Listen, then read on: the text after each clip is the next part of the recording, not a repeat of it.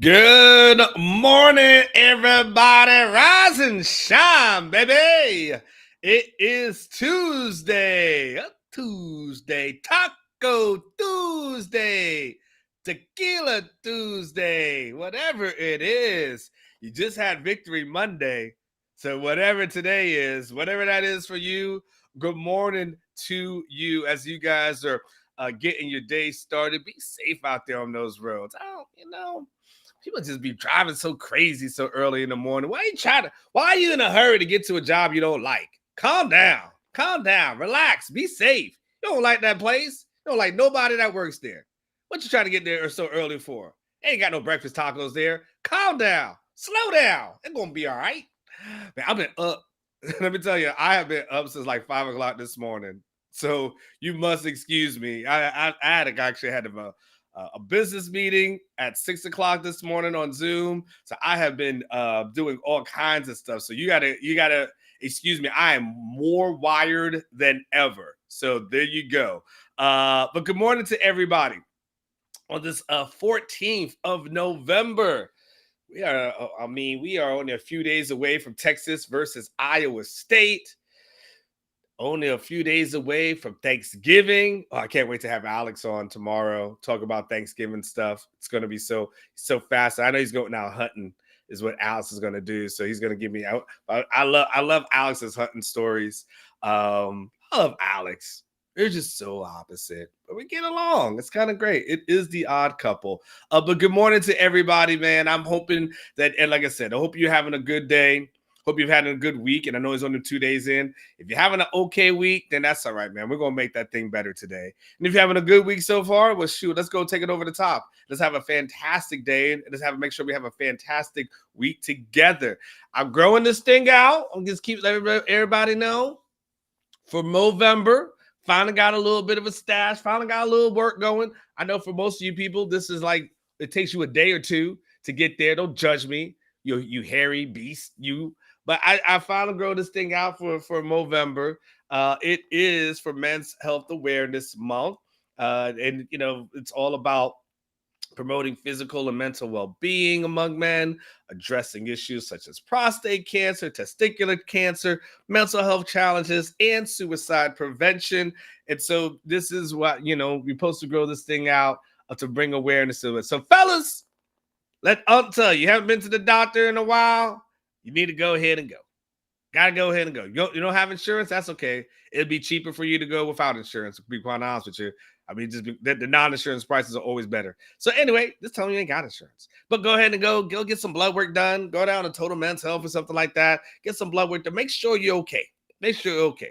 We at that age probably need to go get a prostate exam, all that kind of stuff. So fellas, go ahead and get that thing done. And then, of course, we will absolutely have the chance to talk about mental health issues and suicide prevention, getting a little bit closer to getting that thing done, as far as having an expert on the show, and then hopefully having a link that you guys can donate to. But like I said, I didn't want one person to collect the money, and then all of a sudden it's money. We ain't gonna do that. We ain't gonna do all that. I said, it's gotta be official. It's gotta go through an official person, and so when we can do that, hopefully over the next, couple, maybe starting next week and the week after that, we can push heavy on that campaign. And I know you guys will be around. So Movember, fellas. Fellas. We talk sports. We're going to talk about the other issues to make sure we live a very long and healthy life. Let me make sure I said good morning to my peoples in the chat. Always like to go, always the early risers, the people get in here first. Always just like to acknowledge y'all because I appreciate you being one of the first that's in here. I appreciate everyone who watches the show. So let's be clear. But I appreciate you guys that just saying, man, like, as soon as the show gets started, I'm going to get my day started. So I like to make sure I acknowledge everybody. And Robert, you became first. Good morning to you, Robert. I feel you, man. Good morning to you. Good morning to your beautiful girlfriend, Whitney. I hope you guys are doing fantastic. SEC Hookem is back in the house. What up, Kiki? Hope you're doing well, my man. Sean from Ball Hard saw our conversation the other day, Kiki. I told him I told him you coming. Sean, I told him, Kiki, you coming. So I expect you to be there. You make sure you tell Sean I said what's up. That's my dude. Best trainer, best basketball trainer that is out there in the Austin area. I just gotta say, I'm biased, but he is really damn good. Even though my son plays soccer, it don't matter. It's cross training at this moment, and it works out really well. DWD is in the house. Morning horns and haters. Haters keep doubting, horns keep believing. I love that. Boy, that sounds like a rhyme. Zio_V is in the house. Cesar Torres is in the house. Soto 806, my favorite man out there in Lubbock, is in the house. Mr. Hookham is in the house. Just the dude. You usually so nice you got to say it twice, but this time you said it thrice. All right. You will be first one day. Chris Bennett, the original OG of the super fans, is in the house. Rodolfo, you got your popcorn ready, but Rodolfo, Aaron, Rodolfo didn't say anything about Jay Witt. What happened? What happened, Rodolfo?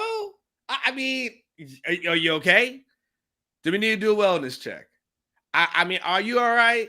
Are you feeling like you just, is it something wrong? Somebody break your heart, Rodolfo? What's her name?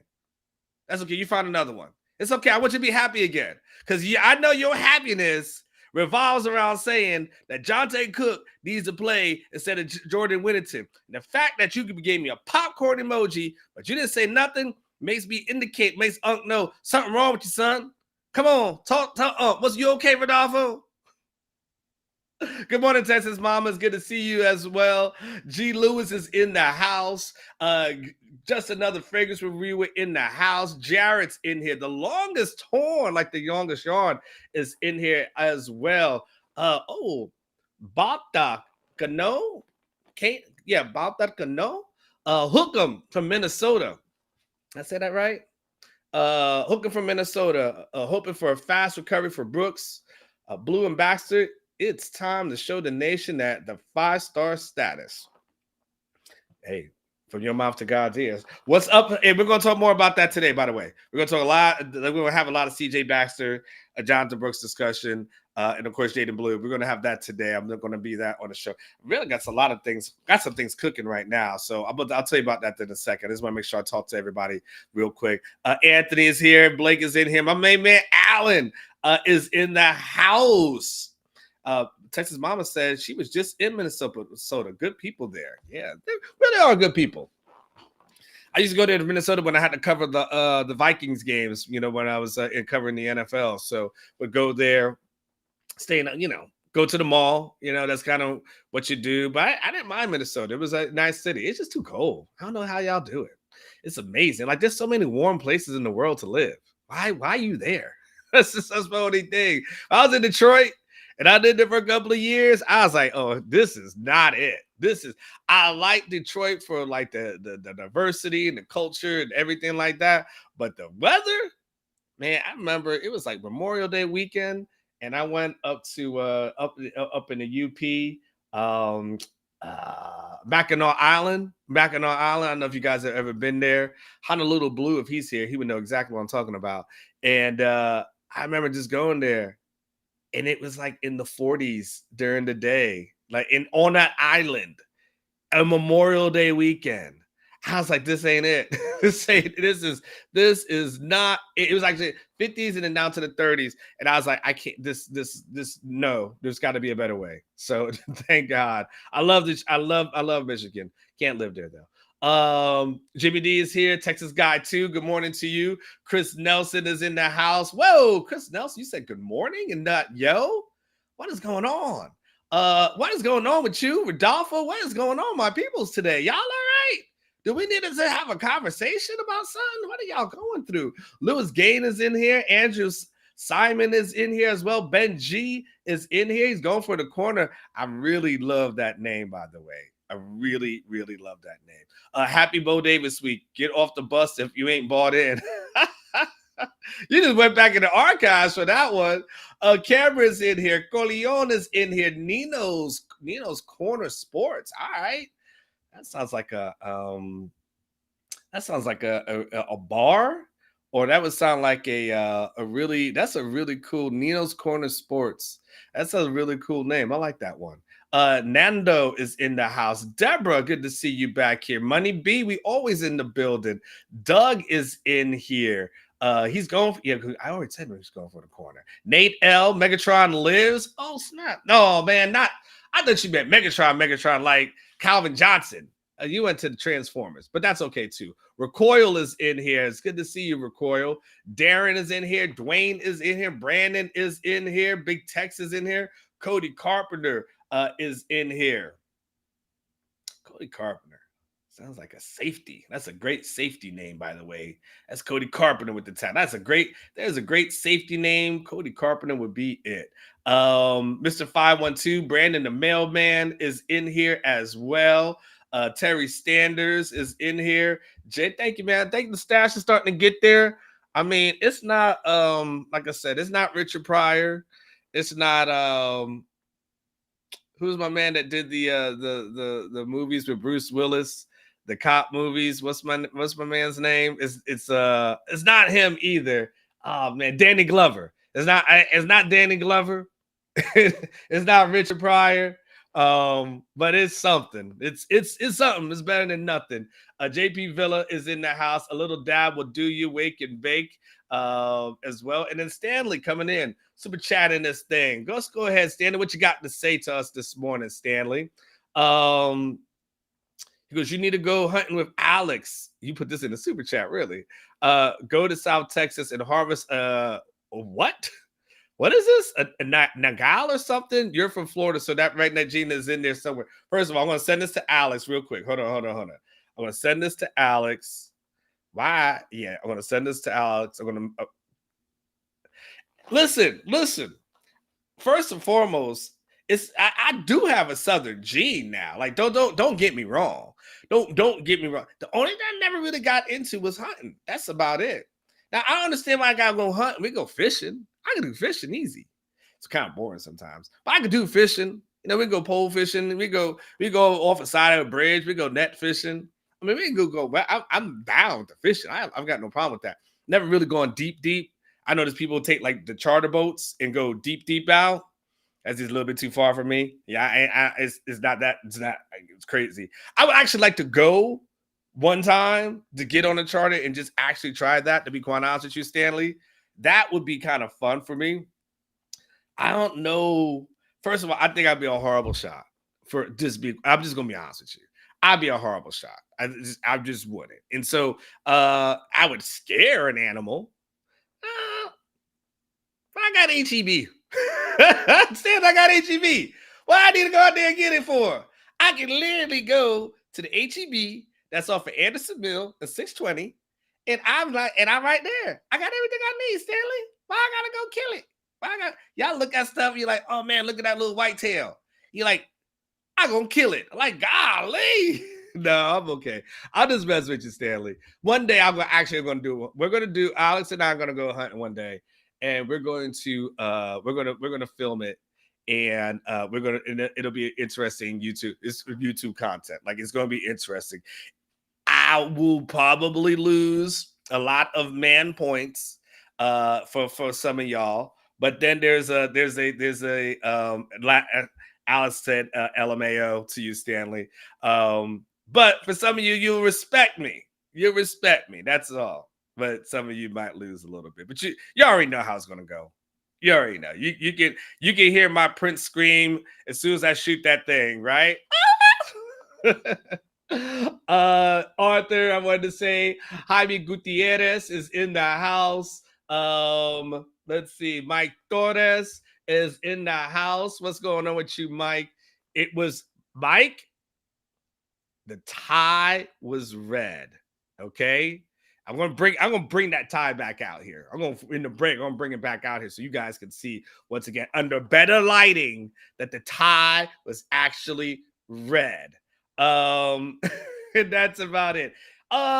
Speaking of red, let's make sure you guys go into the green, because if you're looking for a home in the DFW area, you don't have to look any further. That my main man Eric Sells DFW, Eric Sells Home DFW. He got you covered. As man with the master plan, he's got you, baby.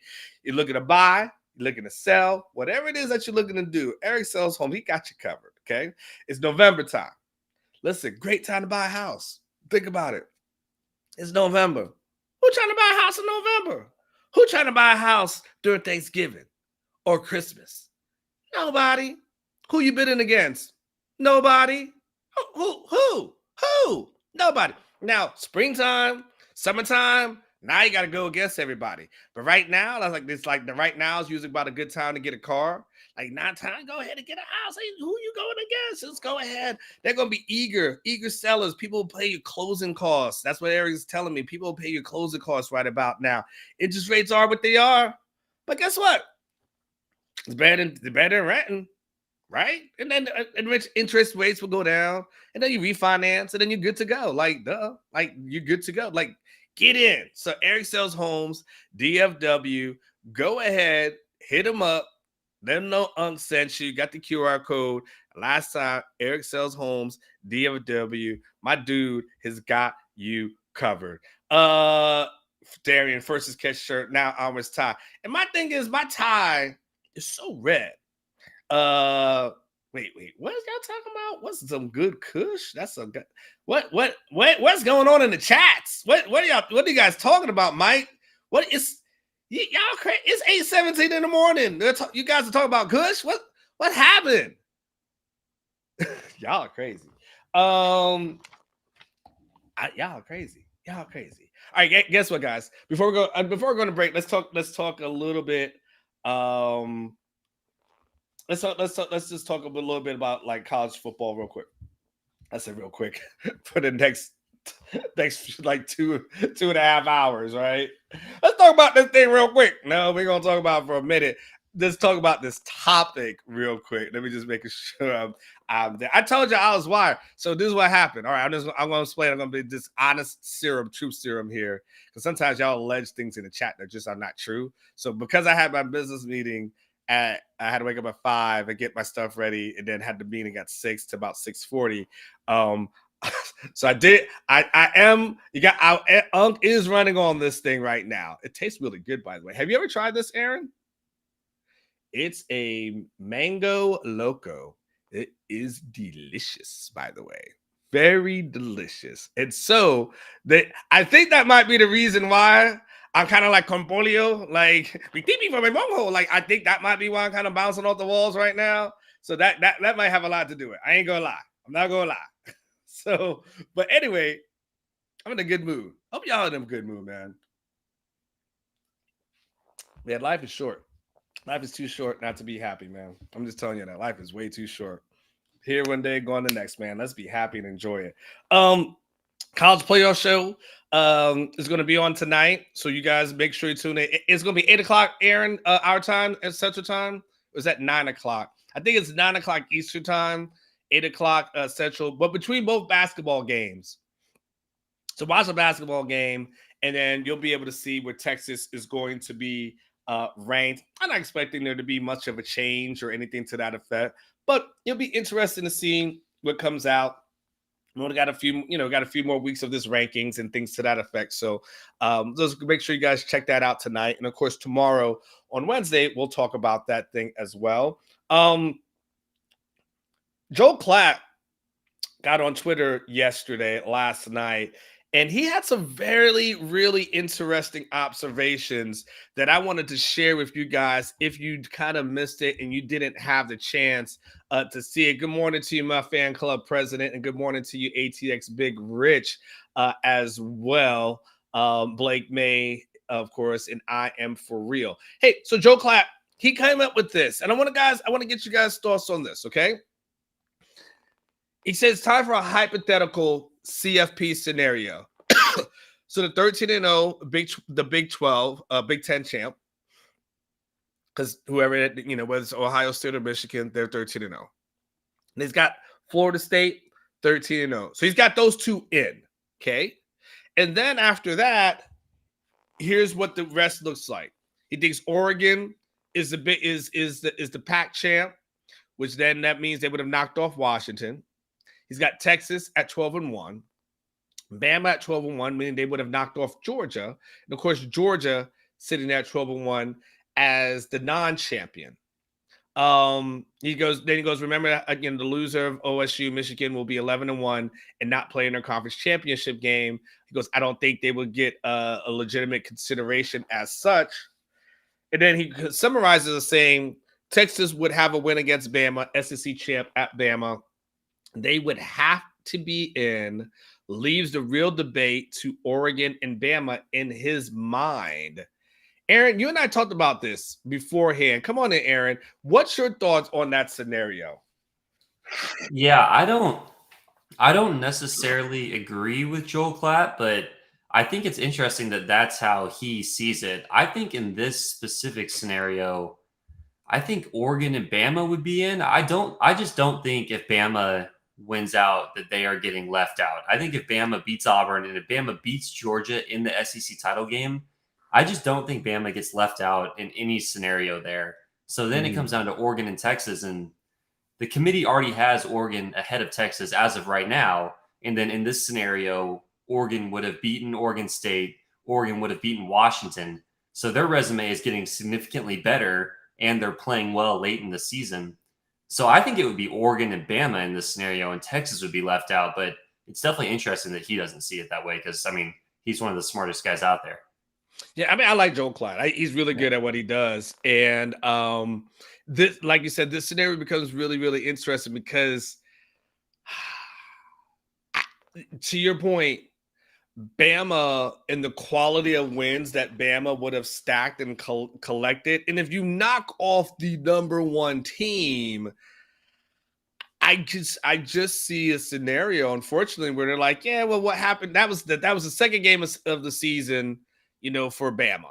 And look at what they've been doing now. And Bama's been kicking butt and taking names at that point, right? And so, and like you said, I think you 100% nail it, Aaron, when you say at the end of the day, the committee already has Oregon ahead of Texas. So they've already letting us know how they feel. Like they let us know that they feel like Oregon is ahead. It's an Oregon. How does Texas leapfrog Oregon in any of those scenarios?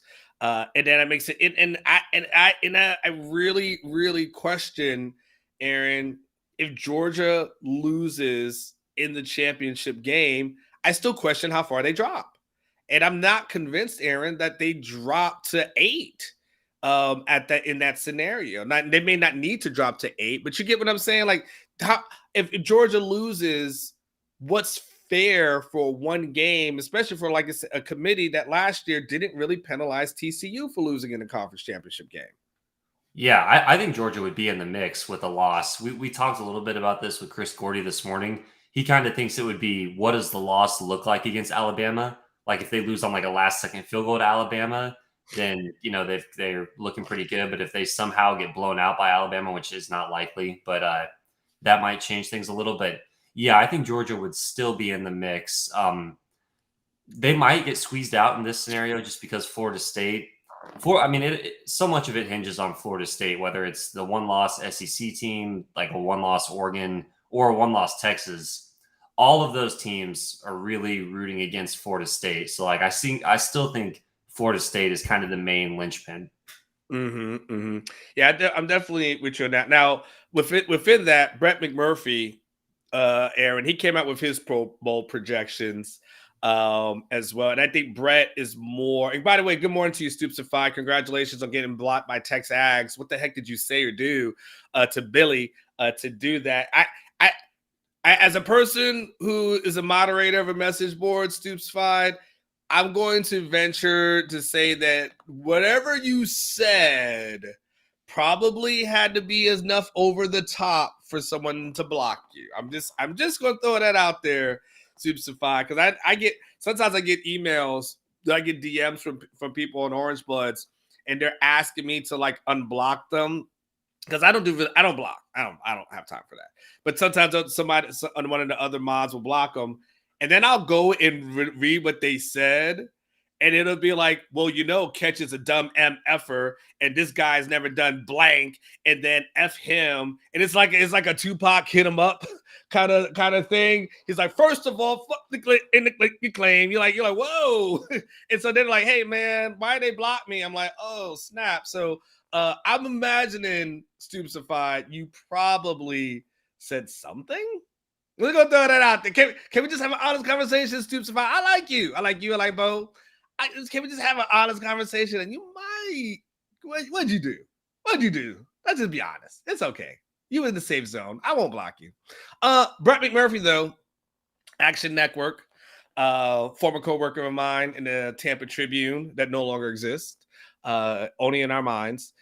Brett McMurphy, first and foremost, before we talk about the Texas side, I want y'all to focus in on the Alamo Bowl itself. Look at what Brett projects as a matchup, and my gosh, what do you have to? There's not enough security in San Antonio for this. There's not enough security for the hotel rooms in San Antonio. There's not a police force that can handle this. Okay, there's not a police force that can handle this. There has to be. We got to bring in the reserves, right?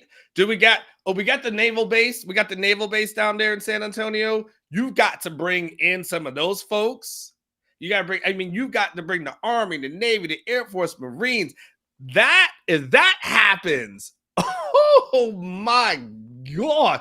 First of all, y'all can never reveal where SC is staying because they're going to try to harass Lincoln out the yank. Yes, I would 100%. Before you even talk about Cotton Bowl, I need OU versus SC in the Alamo Bowl. You talk about must see. I might just go to that game just to watch. I may just go just to see the scenery. You talk about hostile. Oh, that'd be so hostile. Billy Bird's like naval base. Ain't there something in the Navy out there in San Antonio? Every time I go down there, I see all these kids who in Navy outfits. I just assumed there was something Navy training down there. Air Force Base. My bad. Hey man, Navy, Air Force, whatever it was. He was wearing blue. My bad. Air Force. My bad. Wrong one. Anyway, bring them guys and ladies. For that one. Okay, so I had to make sure I mentioned that. Feel free to clown me in the chats. It's okay. I'm going to make mistakes every day. So feel free to clown me. You get it started. But the other side, though, for real, on the real, y'all. Texas, he's got Texas versus Missouri in the Cotton Bowl. Which, Mizzou... I know they're having a good season. I just don't get excited about them. There's nothing that's exciting to them about me. To me, it would be a decent game for sure. But yeah, so he's got obviously Brett's got Georgia versus Oregon in the Sugar Bowl. He's got FSU versus Michigan in the Rose Bowl. Of course, Louisville versus Ohio State in the orange, and then Texas versus Mizzou there. Which, by the way, Aaron, did you know that game was like December 28th or so? It's actually not the 29th. Or I'm not the 1st. Did you know that? No, I didn't actually know that. Yeah, it's a New Year's 6th day a game that's actually not on New Year's Day. It's I'm sure there's a reason. I'm sure there's something that goes on as relates to that. But that would be interesting. And then they fill out the rest as far as everything else is concerned, and nothing that would really move the needle. The only ones that are interest, I think, for us in our conversation would be Texas over there, and then of course Oklahoma versus SC. So that will be a good one. Let's do one more thing. I don't know. This Monster Energy drink's got me going. So all right. All right. Let me do the break.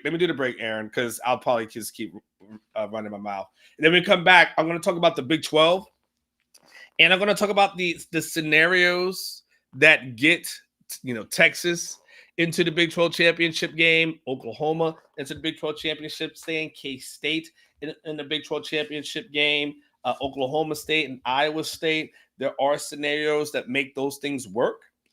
And so when I come back from this break, we're going to talk about, now that we talked about the national thing, we'll bring it back home and start talking about the last two games and what needs to happen for all these teams who are still in the mix in order to get to Arlington. So let's do a quick break. Don't go anywhere. Hit the like button before you go to the bathroom. And then as soon as I come back, we'll talk more about the Big 12. So be right back.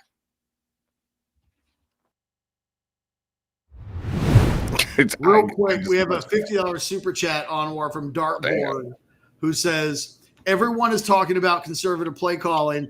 Jesus, we had Greg Davis play calling with Chris Sims, and we beat teams like this by 5 touchdowns regularly. It's true. Yeah.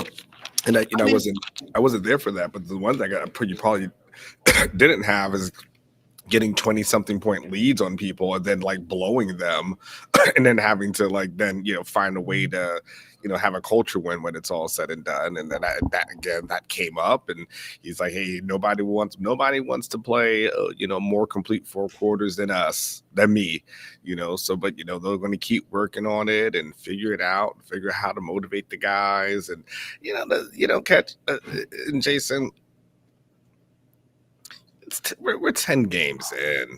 I mean, there's nothing that's going to change. Like, you're that far into the season, you are who you are. This is what this team is. They will get a good lead, and then they're going to have to probably hold on for dear life. They're going to have play against mediocre quarterbacks who somehow are going to throw for 300 yards against the secondary. He did say Johnny Bear was a little bit banged up. I mean, just this is the team.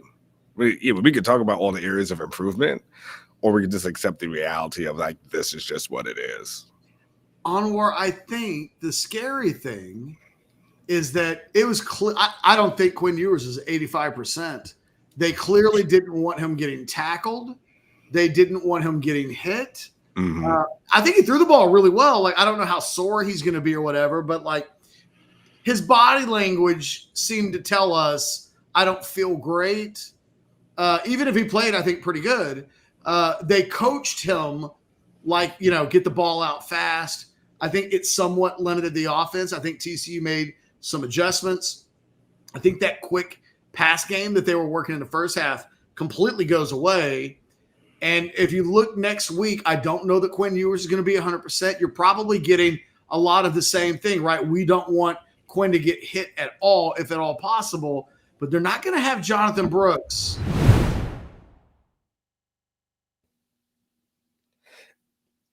Okay, so here is oh man, I just got something back. Hold on, this is really cool. We're moving closer to getting someone on to talk about suicide prevention. So I just want to reply to them. Was really excited. Looks like finally the needle's being moved here. So this is great. Now I'm really excited. Man, today's a good day. By the way, just for clarity, when y'all see that clip, and I'm glad that you guys like that, and that was during the post-game show sponsored by my main man Adam Lowy. You can always check us out in that post-game show, the Lowy Law Firm. He's my man that's got you covered. Just so you guys know, I was in a press box setting, right? And so sometimes, like, I'm in DKR, I kind of find a separate room and I talk. But really, at that point, I was literally in a press box with media members, probably like 20 feet away from me or so. And so they were typing, so I had to kind of keep it down, and so maybe 20 feet's a little bit too close, maybe like 30 feet. So I had to kind of keep that thing down just a little bit. And they had like a media member from the TCU SID. I remember at one point during the show, like I had Danny Davis on because we were talking about the tie, and it kind of got a little bit loud. And I saw him, like, he could see, he was like looking at me. He's like, just keep it down. So that's why I was like, okay, we'll keep it down. So that's why I was like, well, I can't really talk really loud because it was because of that. Because, I had, the hall monitor that was keeping an eye on me. And then I also had, the working media members. So that's why that was. So I just want to make sure I put that thing out. And by the way, speaking of a bunch of different things, I want to make sure we talk about specs. Okay. It's Tuesday. Everybody's in a good mood. I'm in a good mood. Okay. And you're starting to think to yourself, all right, man, everything's going well. Hey, man, the weekend's coming up. I'm maybe going to have like a get together, We got the holidays coming up. We know that's coming up. You maybe just want to beat the line. Like, you don't want to be out there the day before Thanksgiving trying to be out there in that packed line and thing. Like, you might just go ahead and store up now. You know you're going to buy it. You know you're going to have people over. Go ahead and call them. Ask them what they want. Maybe go and make some eggnog. Oh, yeah. Go, put a little something in your little eggnog. Get some Baileys. For people don't drink heavy, but get some like Baileys. Oh, man, that's a good idea, right? Aaron, you like Baileys? No? Okay. Well, it's a nice little holiday drink. I like it, but so get some Baileys. It's only like the holidays. That was like a starter drink when you got like started like back in the day. Whatever it is, those Specs has got you covered. Beer, wine, spirits, mixers, snacks, everything, and they deliver. Aaron, please let them know. Run that track, DJ, about Specs. No matter what you're needing, Specs same-day delivery can save the day with our Specs app or online shopping. From world-class wines to hard-to-find spirits and craft beers to gourmet foods, delicious snacks, and spectacular sweets. It's Specs. Cheers to savings. Cheers to you guys as well. And yes, Mike Torres, hi, how you doing? Ask a friend. You could save their life. You just never, ever know. Can't take it for granted. People deal with stuff, especially with, going through like depression and always show it outwardly. And sometimes you just got to check on folks and just say, hey. And sometimes when you just start thinking about somebody, let's be honest with you. Sometimes when you just start thinking about somebody like randomly, you're just like, man, I haven't thought about this person in a while. Like whatever it is, it might be the universe talking to you. I'm not getting into your belief system, but whatever it is you want to believe, sometimes just reach out to the person like, hey, you was on my mind today. I know it's been a while. It's been a few weeks, a couple of months, whatever, a couple of years. I was just thinking about you. How you been? You never know. You just never know. All right, so let's talk about this. Let's talk about the Big 12, okay? Because we talked about the big picture. The big picture is fun, right? I like those conversations. They're real fun to me. But the reality is Texas has to take care of business over the next couple of weeks. And that becomes the main thing. So let's look at the Big 12 standings right now, Aaron, where Texas is at. And so we can kind of see this whole thing and where everyone is, all right? So we've got Texas, focus mostly on the conference record that's there as opposed to the overall record as relates to the conversation. So the conference record has been that first column. So 6-1 in conference, obviously 2 games remaining.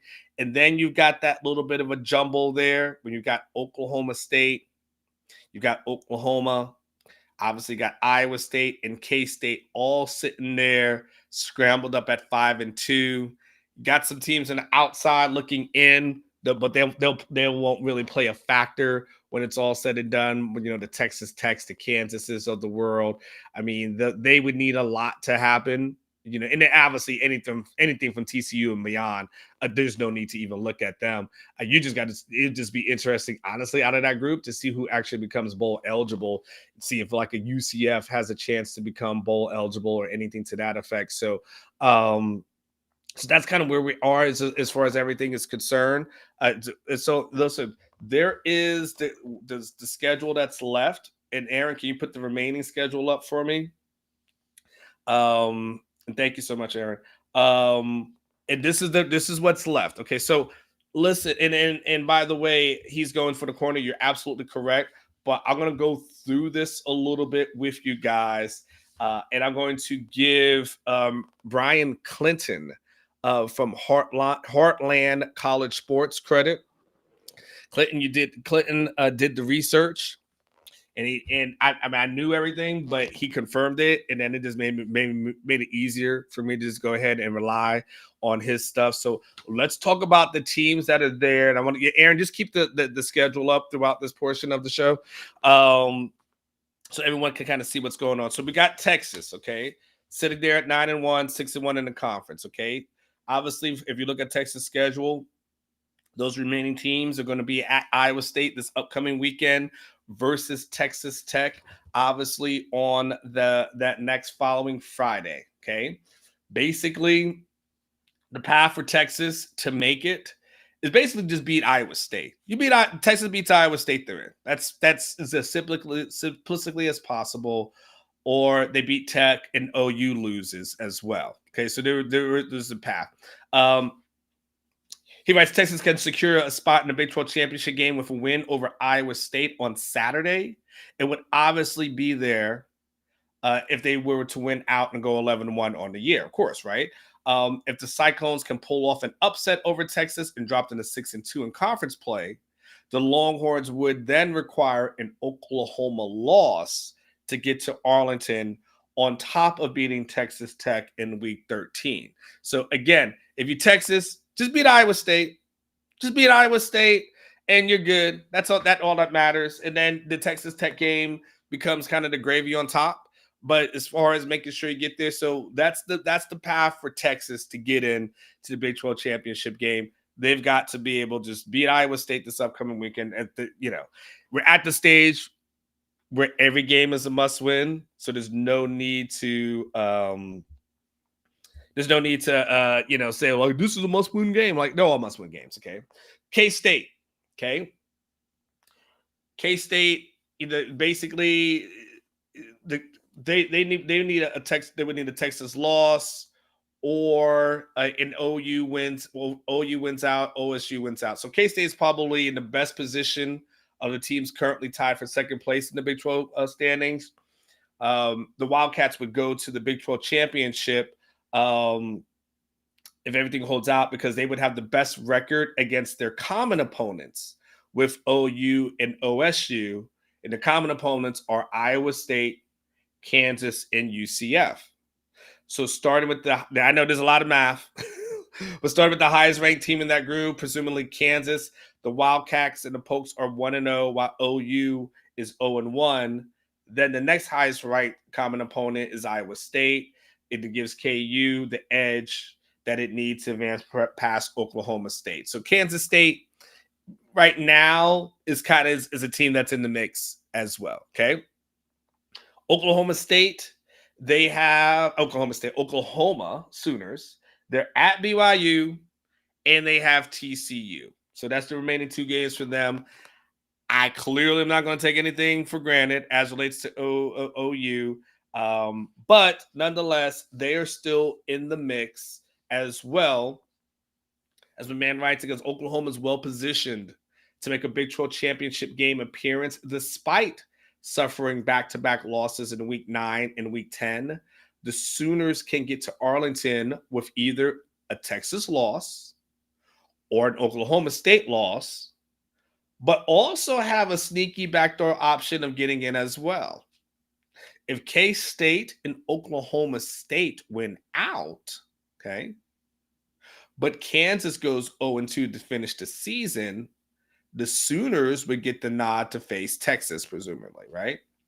But and how's that happen? Well, Iowa State would become the highest ranked common opponent for the three teams, and Oklahoma and K-State would advance in that case. Then the highest ranked common opponent between the Sooners and the Wildcats is Texas, and OU defeated them, and K-State did not. So there is a path for Oklahoma to make this as well. So the three, K-State, OU, very much in the mix of this damn thing. Oklahoma State is in there as well. And, of course, obviously, we know that they control their own destiny. And then, of course, they screwed the pooch. They're at Houston versus BYU. And so we'll see. I mean, it's OU. Who the heck know? Life's like a box of chocolates at this point, so there is that. In order for Oklahoma State to make the Big 12 title game, okay, this is what's going to happen for them. They're going to need Kansas State or Oklahoma to drop a game. And then as ridiculous as this sounds, the Pokes will advance if they are in a two-way tie with either team. It's not actually that ridiculous. However, a three-way tie doesn't play out in their favor thanks to head-to-head not being a factor in that scenario. Winning out is still necessary, but they'll need some help at this point. So they need K-State and of course OU to lose. And that would help them out a lot. The last team that's kind of in the mix at this moment will be Iowa State. And again, this is just, we're just gonna throw this out there. Of course, clearly they're gonna have to beat Texas, right? That's a part of it, right? But Iowa State's game against Texas this weekend is one of the most important games of the season in the Big 12, and of course, both for the Cyclones and the rest of the contenders. Okay, if they could pull off the upset at home, then Iowa State will need a loss from Oklahoma or Oklahoma State to get in. If Oklahoma drops a game, the Cyclones would get in based on their head-to-head win over Texas, which, again, that would mean assuming they won, and the Sooners falling below them in the standings.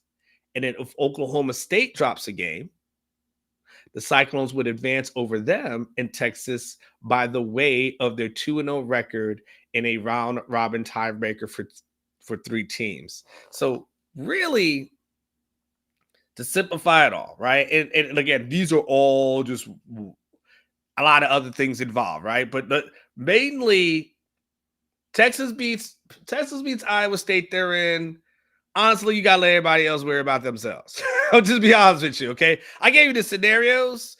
And so the worst scenario for Texas to have, what they just can't afford, is losing to Iowa State and then being in this mumble jumble of messes where it's like some teams got head-to-head, some teams got common opponents, like the tiebreaker situation. It's a lot. It's a lot of math. The easiest math is win and you in. And then let everybody else figure it out on their own. But it is interesting to know, like right now, based off of everything, if you had to project who this is, the teams are, it's probably Texas and K-State in a rematch.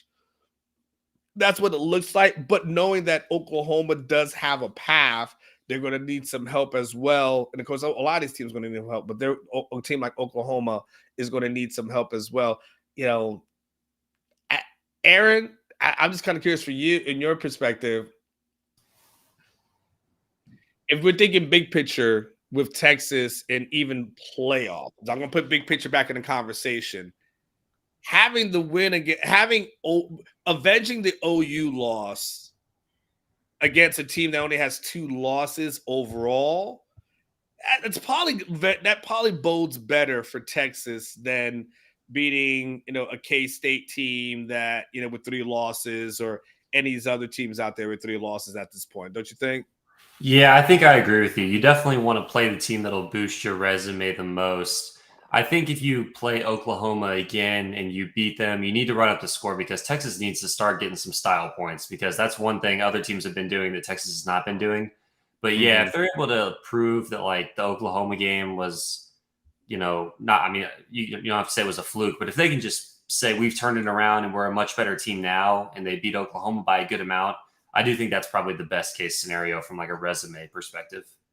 Yeah, I definitely agree with you on that one. So I wanted to make sure we had a chance to kind of go over that scenario in scenarios. If you have some thoughts on that, feel free to put that in the Specs chat as well. Like I said, it's a lot. There's a lot of math. But what the main thing that happened, and the main thing that was important in this scenario is Texas go there, win. That's all you got. That's all that needs to be worried about.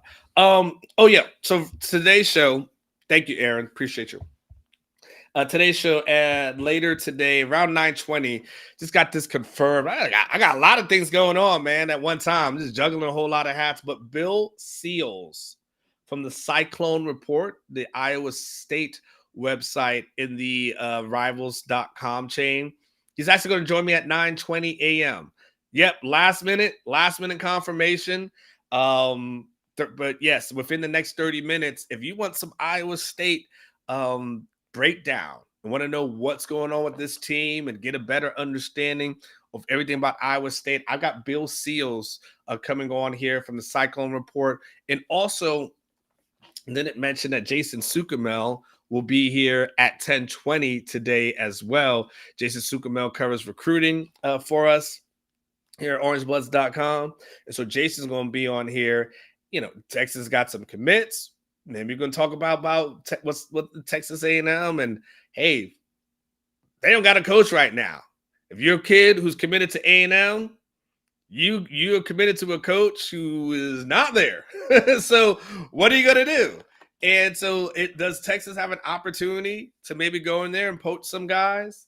Maybe some transfer portal talk out there. So Jason Suchomel will break that down at 10:20 today. So I just want to let you know I got a lot of show still to go, but not some things just needed to be confirmed throughout the show. And literally over the last 10 minutes, I've got one thing for the future. I got one thing for today. So today is a good day. Always a good day for you guys as well. All right, let's break down something else. And by the way, feel free. We haven't done this. I don't know, maybe since Thursday, maybe even Wednesday. I can't remember. We haven't done buy or sell in a while, though. We may have done it on Friday. I can't remember if we did. I don't know if we had a chance to do buy or sell on Friday, but it may not have been since Wednesday of last week. I'm just be honest with you. So go ahead and start getting your buy or sells in the chat. It's been a long time. For those of you new to the show, buy or sell is kind of like true or false. You ask me a question, I answer it, but it's just in a buy or sell format. So, buy or sell. It's some people just do, some people say buy or sell, some people say B/S. Buy or sell, CJ Baxter is going to run for 120, or CJ Baxter will run for 250 over the next couple of next two games. Like the thought and the things that are in your head as relates to this team. Feel free to talk to me as a person who, has to be boots on the ground and cover this team every single day. Always a good time to just kind of pick my brain and pick my knowledge. So nonetheless, there we go. All right. So Steve Sarkeesian addressed the media yesterday. Oh, the media. Everyone loves to hate us. But it's okay. I mean, I just love to hate Kurt Bowles, isn't it? Isn't that really what it's about? It's not really about me. It's about Kurt, right? Oh, Kurt's probably like, golly, you know what? I wish Anwar never had a show, so I want to have to hear his mouth. But nonetheless, messed around and found out. So Steve Sarkeesian addressed the media yesterday for the 30 minutes. Showed up right there, like a 11:29, like right there. Boy, I'm reading some of this stuff. Yeah, make sure you get buy or sell in here as well. If we get too deep, if I see like 5 to 6 buy or sells in there, then I'll stop this and I will just go straight into buy or sell. I'm just gonna let y'all know. But I gotta prepare a show. For y'all. Then we're good to go. Sarkeesian starts talking about it and kind of starts breaking down everything as relates to South End Zone Queen Anwar poked the bear. Y'all think Kurt's a bear? Nah, he ain't no bear. More like a cub. This is an older cub. So that's more like Yoda. he more like a Yoda. He ain't a bear. He's just a smaller, older person. So, and it's up to you if you think he's wise. He's Yoda. Hey, Yoda. Little Yoda. That's it. Just hold him in your lap. What's up, Yoda? Oh, Sark's the bear? I mean, that's an interesting thought process. Yeah, I guess he scares a few people, maybe. Maybe he is. I don't really feel like I poked the bear. I felt like I asked a really good question. We'll get into my question in a second. I don't feel like I poked the bear, but I also feel like this, South Zone Queen. I'm going to say it like this. Also, though, if you you got to ask the question sometimes that I don't say you make people uncomfortable, but I think there's also like accountability that has to be had. And I think there's ways to ask a question. By the way, I thought he gave a really good answer, to be quite honest with you. I think there's ways to ask a question that gives you an answer, but sometimes, look, man, Sark. You don't bother me. Like I said, I worked I covered the NFL. I covered John Gruden. I'm not saying this as a bragger or anything like that, but I covered John Gruden. I covered Jim Schwartz. Like I've covered guys. I covered Bruce Allen when he was a GM in Tampa. I've covered coaches who are Bears, administrative people of Bears. I covered boxing. I got a death threat when I covered boxing, by the way. Let me tell you this story. This is a true story. This is literally a true story. It was a death threat from a promoter in Tampa. So it was a face-to-face death threat. I'll tell you the story. So in any case, there was this promoter in Tampa. And he was putting on these shows at a hotel. And as I was a boxing guy. I was a boxing writer for years and stuff like that. I've done a lot of different things. I got that's one of my like Antonio Tarver, Roy Jones Jr. fights that I covered back in the day. That was at Mandalay Bay. Right? I got a few others. I covered Tyson. But in any case, no story short. So I'm covering these local fights. And in Tampa, they do a lot of local fights. I think they do those in San Antonio and Houston as well, too. You have a promoter, they'll do a few fights a year. Well, what this promoter was doing, like he would have like one or two, a boxer that he liked. But then, on the undercard, it would be like usually 4-round fights, right? That's how it goes. Well, they were having people fighting on a professional bout that just didn't look like they was pros. I'm talking about, I saw a couple of people come in fighting. I'm just not lying. If I'm lying, I'm not. Literally wearing basketball shorts and basketball shoes. And that's what was supposed to be put on for a show. They would have guys come in to fight their top guys who just had no boxing experience, right? And so I mentioned, I'm a writer, so I mentioned my observations, and I said a couple times, I said like, essentially like, yeah, this is like these are amateur fights, right? Well, and I said, this is, and I kind of called them out a little bit, right? Just because it was kind of BS, right? So they said the promoter decides he's going to sit down with me. He wants to sit down with me, right? At this hotel lobby, this and that. And he starts telling me, I remember this day. He tells me, he's like, because there was a reporter. I used to do these shows up in Detroit. He goes, there was a reporter just like you who used to write stories about stuff just like the way you're writing. And you know what? That reporter came up dead. Just came up dead one day. I would hate for something like that to happen to you. That's what he told me, right? In my face, right? Yeah, I said, my heart don't pump Kool-Aid juice. So if you come strong, is all I got to say.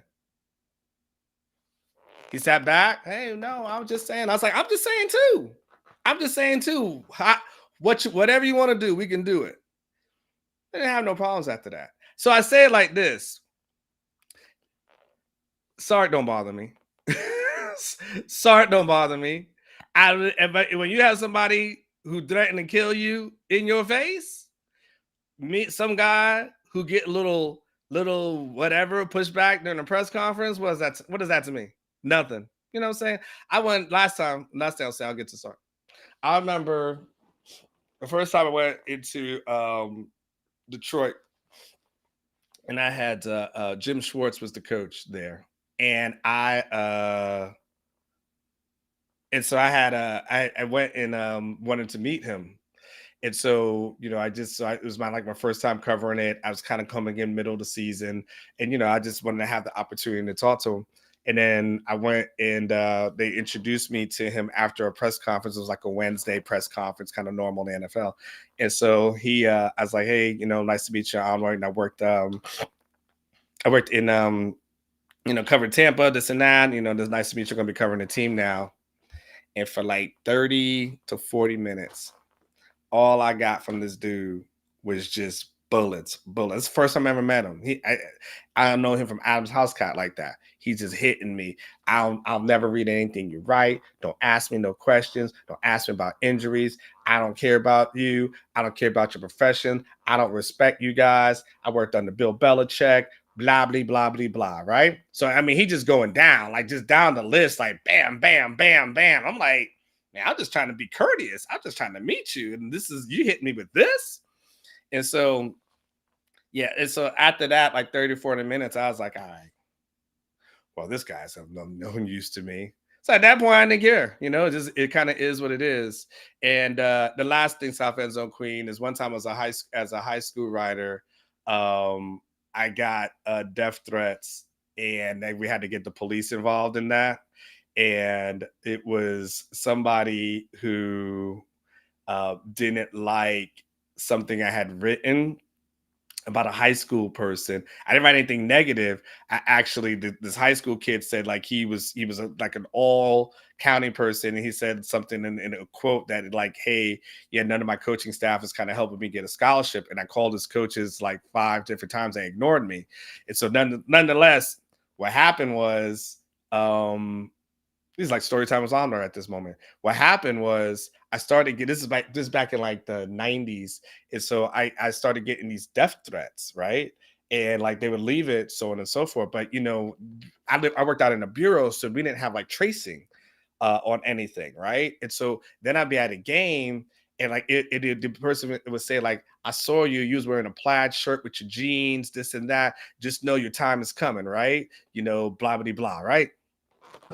So the dude had made the mistake of calling down to the main office one time, as opposed to the satellite office, and they had caller ID, and they were able to then trace him and then find out who it was.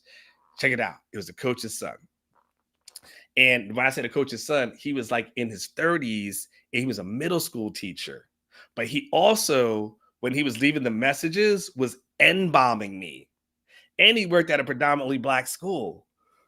Right, so all this happens, right? He's a coach. He's a legend in Tampa. If I said who his name was, everyone in Tampa would know who he was. And so he was a legend. And so they asked him like, "What do you want to do? Like, you want to press charges, so on and so forth?" They sent the police to his house, all this kind of stuff. And I was like, "Okay, if I do this, then all of a sudden I'm going to be part of the story, so on and so." So eventually, I got all these big ass apologies and so on and so forth. Right? I say it all to bring it to here, so my mentality when I sit there. And Sark is in a mood. I've seen so much in this profession that does not faze me at all. You get what I'm saying? When you got promoters talking about you, you got other people calling in things on you, you're N-bombing you, you're everything. Like somebody who doesn't like a simple question, that's a rational question, it don't register. I know I know you wasn't expecting all that, but there you go. That's my life. That's what makes me here. But you know what? I'm here and I'm happy. All right. Now you know. Now and knowing is half the battle. Check this out. So Sark did talk yesterday. And he did address the media yesterday. And he started off from talking about they didn't play a good in the fourth quarter. He talked about having to be able to motivate players and having a mental intensity. He talked about poor tackling on defense. You start talking about that, to get outscored 20-3 in the fourth quarter. This is the interesting thing that he said. And it's a lot of things that I saw y'all nitpick on online. So don't just put this all on me. He goes, to get outscored 20-3 in the fourth quarter is out of character and unacceptable. And that they addressed that with the team today. Now, what's interesting is that he used the word out of character. And I'm like, I'm not quite sure about the out of character portion of what you're saying. I do agree that it's unacceptable, but you guys have had some leads in games that have kind of melted away.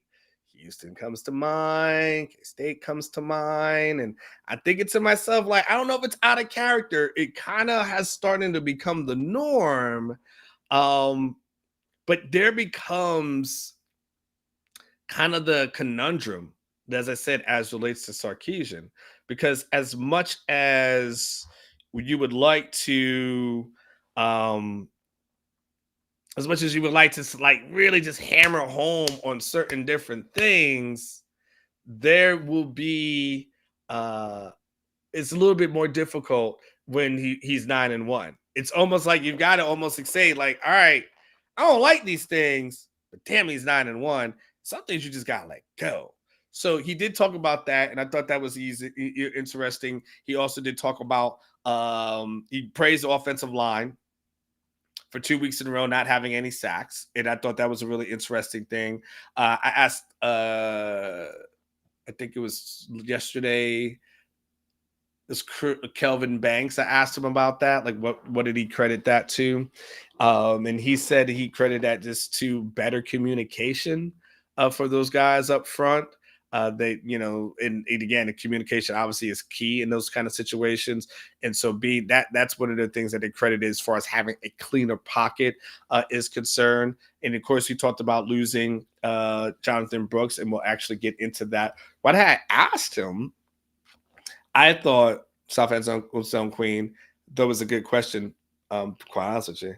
And I don't think all my questions are really great, but sometimes in that instance, I thought it was a good one. And he wanted to know is like, because he always talked about playing a full 4 quarters, a full 4 quarters, a full 4 quarters, a full 4 quarters.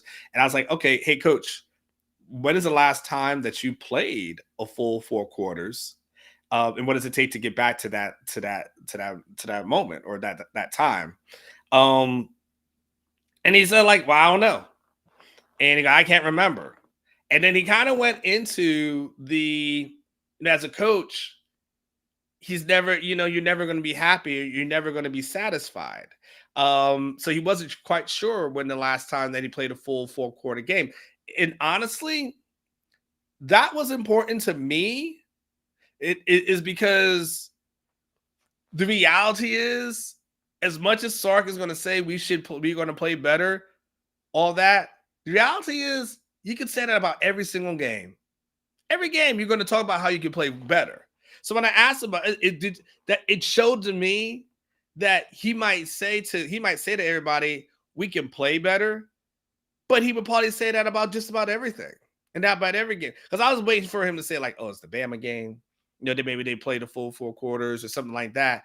But the fact that he said he couldn't say it or couldn't think of it when he tried to go down memory lane shows to me that he would probably feel that about everything. So I hear what he's saying, but I understood that the need within coaches, there's always going to be this like need for perfection. And I felt like that's where we're at. The whole thing was like, there's this need for perfection that he's trying to have that realistically you're probably never going to obtain, but nonetheless, you're always going to talk about it, right? So there was that. He was asked about, I didn't think he was that annoyed though, but maybe he was. Yeah, everybody keeps saying he was. I don't know. I'm just kind of used to it right now. I've been in so many, I've been in bad relationships before. At some point, you just get used to somebody getting annoyed at you. You're just like, I guess it's Monday. They're mad again. You just rubs off your show. It just rubs off your back at that point. You're like, I don't know. But hey, remember a couple of weeks ago, he was happy that I asked him a question. I think deep down, Steve Sarkeesian really likes me. I think deep down in his soul, I think he likes me. And if he does it, I think he will. I'll wear him down. Oh, I'm that guy. I'll come back around. I'll wear you down. Oh, don't worry about it. I know how to get you out the friend zone. Don't worry about it. Just give me some time. Give me a few years. Let him break your heart. Oh, I'll be there. Let's go out for drinks, girl. You deserve better. Have another drink. Let's do a shot. On the pass defense struggling, he talked about it. He's like, it's a combo of things. He said in the first half against TCU, they gave up 98 yards. But then, of course, they gave up 200 plus in the second half. And why is that? Yeah, disbanded brother. I'm not, no comment. Maybe he said, maybe they can stay more aggressive. Second, are the players feeling like the other team is behind? Let's make sure not to give up on the big play. Like, he gave us all the good things. He talked about the standard, but man, I'm telling y'all that at the end of the day, when you are 10 games into a season, I know what these coaches are going to say. I've done this long enough. And I'm telling you, it is what it is. Sark can talk about all day long, like, man, what this thing is going to look like when you play a complete game.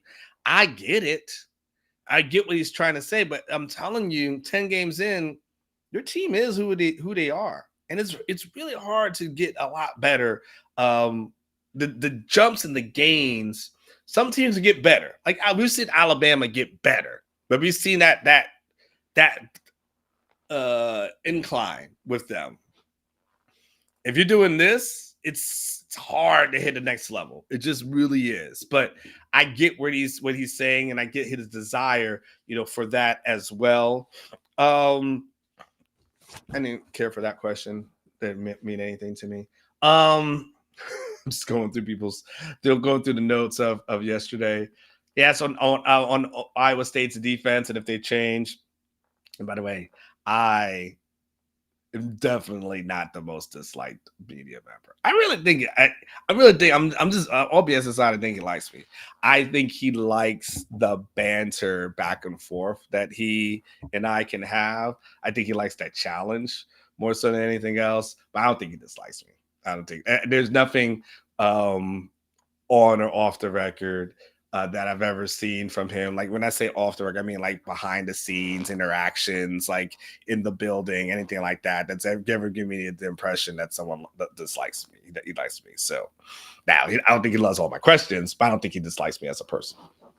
No, I'm always fair with the questions. Don't ever attack. That's the key to this business.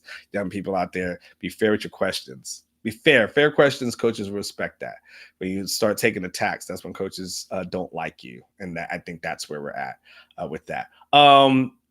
He talked about there's been a trend over the last 7 or 8 years. He said Iowa State was the pioneer of the three stack defense. They went to it, and then teams in the Big 12 gravitated towards that defense. But now it will be UT's third straight week of facing that defense, and has become more of the norm. He goes, they have their own twist to it, and ISU plays in its purest form. He said they do a nice job disguising coverages and things, but they know it so well, and their players have grown up with it. You have to be very detailed and deliberate in what you're doing, and also have to understand that ISU has a variety of things they do off their 3-3-5 lineup, also to play good complementary football. But I think at the end of the day, and Alex Dunlap has said this, and I've agreed with Alex as it relates to this conversation as well. Like, Sark has seen this, and while it may not have been perfect, like Sark is beating these teams with his defense, right? So at the end of the day, like, I think what's given him the issues sometimes has been more so when he said, like, hey, they put something out there on the field that they necessarily do on film, but something like this where Sark knows what's coming and knows what's already out there. I think he's fine as far as that preparation is concerned. I think it'll be fine. I think the issue just becomes like the passing game, which I don't think Iowa State is really good at passing. Okay, Aaron, I'm going to pause on this for a second. We have a lot of super chats, I think, that have come in, Aaron, that I need to. Oh, one? Oh, well, why does it says 8 pinned messages? Is that okay? Well, I guess I must have missed that. What does that mean, Aaron? If it's just the one, I feel like there's a buy or sells. Oh, I thought it was did someone pay for a buy or sell as well, though? Was that a super chat in there? I could have sworn. It's okay. I'll get to Oscars. There was one. Okay, so maybe I saw Oscar. I saw another one. So let's do this. Let's get this Oscars question here on the screen, and then I'll get that other buy or sell that someone paid for, because I don't want them to pay and then wait 30 minutes. It's disrespectful. So Oscar, Anwar, you dog, just got out of class. So sorry if I missed this topic, but any thoughts on the reports that Quinn is more likely staying for 2024? Oscar, good morning to you. Second, hopefully class went well. Third, Okay, I'm gonna. All right, I'm gonna nitpick a little bit, Oscar, and just know it's in love. Okay, and then just everything I'm gonna tell you is in love, Oscar. Okay, I'm serious. I'm serious now, but I'm gonna give you a little bit of a hard time, but just know it's out of love. Okay. One, those reports stemmed from our website on Sunday. Is where those reports stem from. Okay. Then everyone else has followed up, and that's where the conversation has been had. So we've been talking about this on Orange Blood since Sunday. Second, I did an entire show yesterday on this topic. And if you missed it, Overreaction Monday, Ketch and I talked about this for about 40 to 45 minutes. And I talked about the what I have been hearing, the things that I have been reporting. And I had that out yesterday morning at 9 o'clock. Okay, so I'm just giving you a hard time. But since you rehashed it, I will talk about what our reporting has said. I don't necessarily worry about what other people say with their reports. So Oscar, my reporting has said that there is a lean towards him returning back for the 2024 season. There are a variety of reasons that are associated with that, but the reasons kind of are him being able to have another year in college, him probably having the potential to be the number one overall pick in the not the 2024 draft, but the 2025 draft, and him being rushed throughout the process of quarterback development, and maybe taking a step back and saying, you know what, another year wouldn't hurt. Also, having the ability to stay healthy for a full season is something that's in play as well, because NFL teams are like, okay, this wasn't as bad, but he's had injuries since high school. So all that kind of being said, that's where the lean becomes, is like, hey, take a step back, and it might be better for you to stay. Now, Oscar, the last thing I'll say on that one is, when it's all said and done, if Quinn balls out this game, next game, Big 12 championship game, Texas makes it to the playoffs, he balls out in playoff games, leads his team to a national title, all bets are off. But as relates to the conversation today on the 14th, that's where that thing stands. So hopefully, again, Oscar, it's all love. It's all love, my brother. All right. So don't want you to think I'm coming at you, but I gotta give you a little bit of a hard time, Oscar. You asking me what other people were reporting about what we reported. And they asked me to talk about something I talked about for hours. I was like, Oscar, man, I need you to be on my channel, man. I need you to drop out of school, Oscar, and just watch me 24/7. If you do that, we'll be good, man. But Oscar, you my dude, is much love to you, man. And again, much love. I only mess with the people I like. Let's get the other super chat up as well. Texas boy, buy or sell. This will be a game of field goals. I don't know. Is it going to be 4th and short for Texas? Oscar, is it going to be 4th and short? Because if it's 4th and short a lot, then the answer to that is no. But if not, then I don't know. A game of field goals. I don't know. I'm going to get Bill Seals on here and kind of get his opinion on that one as well, because I don't know if it's 100% a game of field goals, but I would say no, only because hell, if Iowa State can throw the ball, when we know they have the chance to move it, that's for darn sure. And good morning to you, Sark, after dark as well. All right, let's do this. I know this person's busy day that's upcoming. So let me go ahead and get Bill Seals in here from the Cyclone Report. You guys got questions about Iowa State in the most important game for the Big 12 all year long. That's this upcoming Saturday in Ames. And no better person to talk about everything at stake and everything related to Iowa State than Bill Seals. So let's go to our Speakeasy Lounge and bring him in.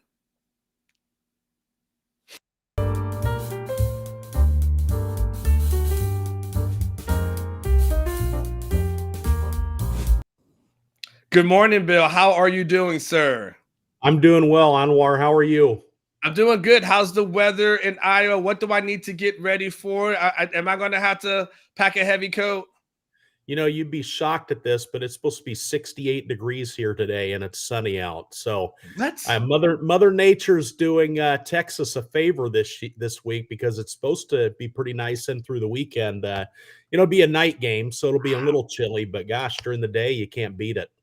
Man, that is amazing. I don't know if I've ever gone to Iowa and ever attended a game that would have been that warm. I feel like it's always in late November, and it feels like it's freezing in there. Right. And sometimes what's the festival that they sometimes have in Des Moines? Is it like a corn festival or something like that? What is it? There's a festival sometimes that they have. Oh gosh, they've got the Sweet Corn Festival in one of the smaller towns outside of Des Moines, about a half hour, and they've got all kinds of them in downtown Des Moines throughout the summer, and they've got one of the smaller towns that's got a covered bridge festival. So, wow, yeah. So there's all kinds of stuff going on. Bill, give me an idea of your early thoughts on this game. This is a game that if Iowa State can pulls off the upset, gives them a good chance of getting to Arlington. A lot at stake. I'm just kind of curious to you. Just give me your initial impressions of this game that's upcoming this weekend. And your thoughts of where Iowa State is, where they are right now. Well, I think they're in a lot better position than they were a week ago.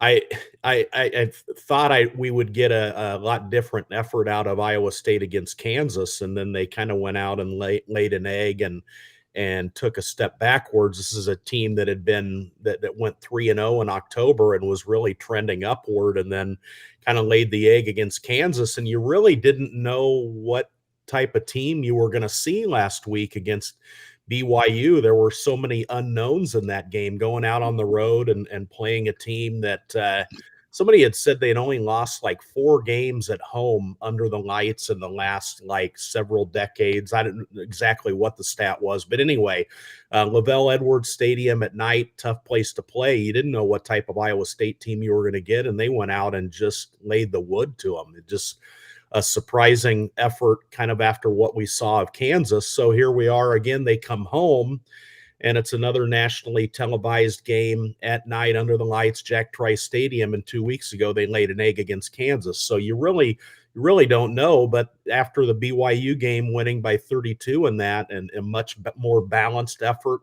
offensively, defensively, they held an opposing quarterback under 100 yards passing. So again, Cyclones appear to be trending upward after that game against the Cougars. And then since then, I mean, give me your impressions so far of Rocco Beck. What are you seeing from him? It's so crazy. I finally put something together. It's hilarious. About Anthony Beck, who I actually covered when he was in the NFL. Yeah. So this is crazy. But give me your thoughts on Rocco and what you've been seeing from him. Well, he's a quarterback that I think has played pretty efficiently.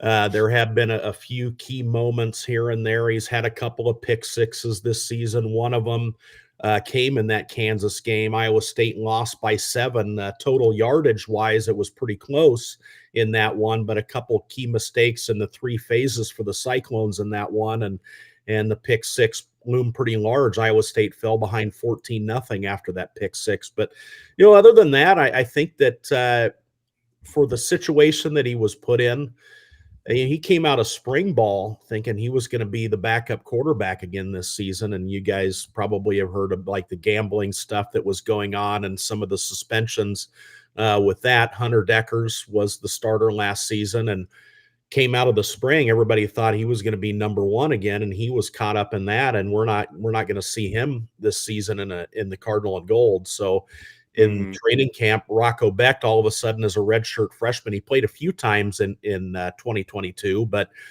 here he is thrust into this starting quarterback role as a redshirt freshman, and I think he's handled it pretty well. And the offensive line, we've seen that kind of come together. It's another young group under a first-year position coach in Ames, and they've been able to run the ball, especially against BYU, over 200 yards, one of their season best performances on the ground there, and that's certainly helped, I think, Rocco not put too much on his shoulders, maybe like there was earlier in this season when the Cyclones struggled to run the ball. How much gains do you think he's made, or how much improvement do you think he's made since that OU game into what you saw up last week versus BYU? Well, I think he's playing efficiently. The offensive line has done a good job protecting him, so oftentimes he does kind of have the chance to run through his progressions, and he seems to be making the right decisions, I think, in that. Few times against BYU, we saw him take off and run with the ball. One of them, he converted on a 3rd and long, didn't see what he liked and just took off and was very decisive with it. So I think as he's gotten more experience this season, you're seeing a quarterback that's really, I think, learned from his experiences and is really matured beyond his years, only as a 19-year-old kid, redshirt freshman.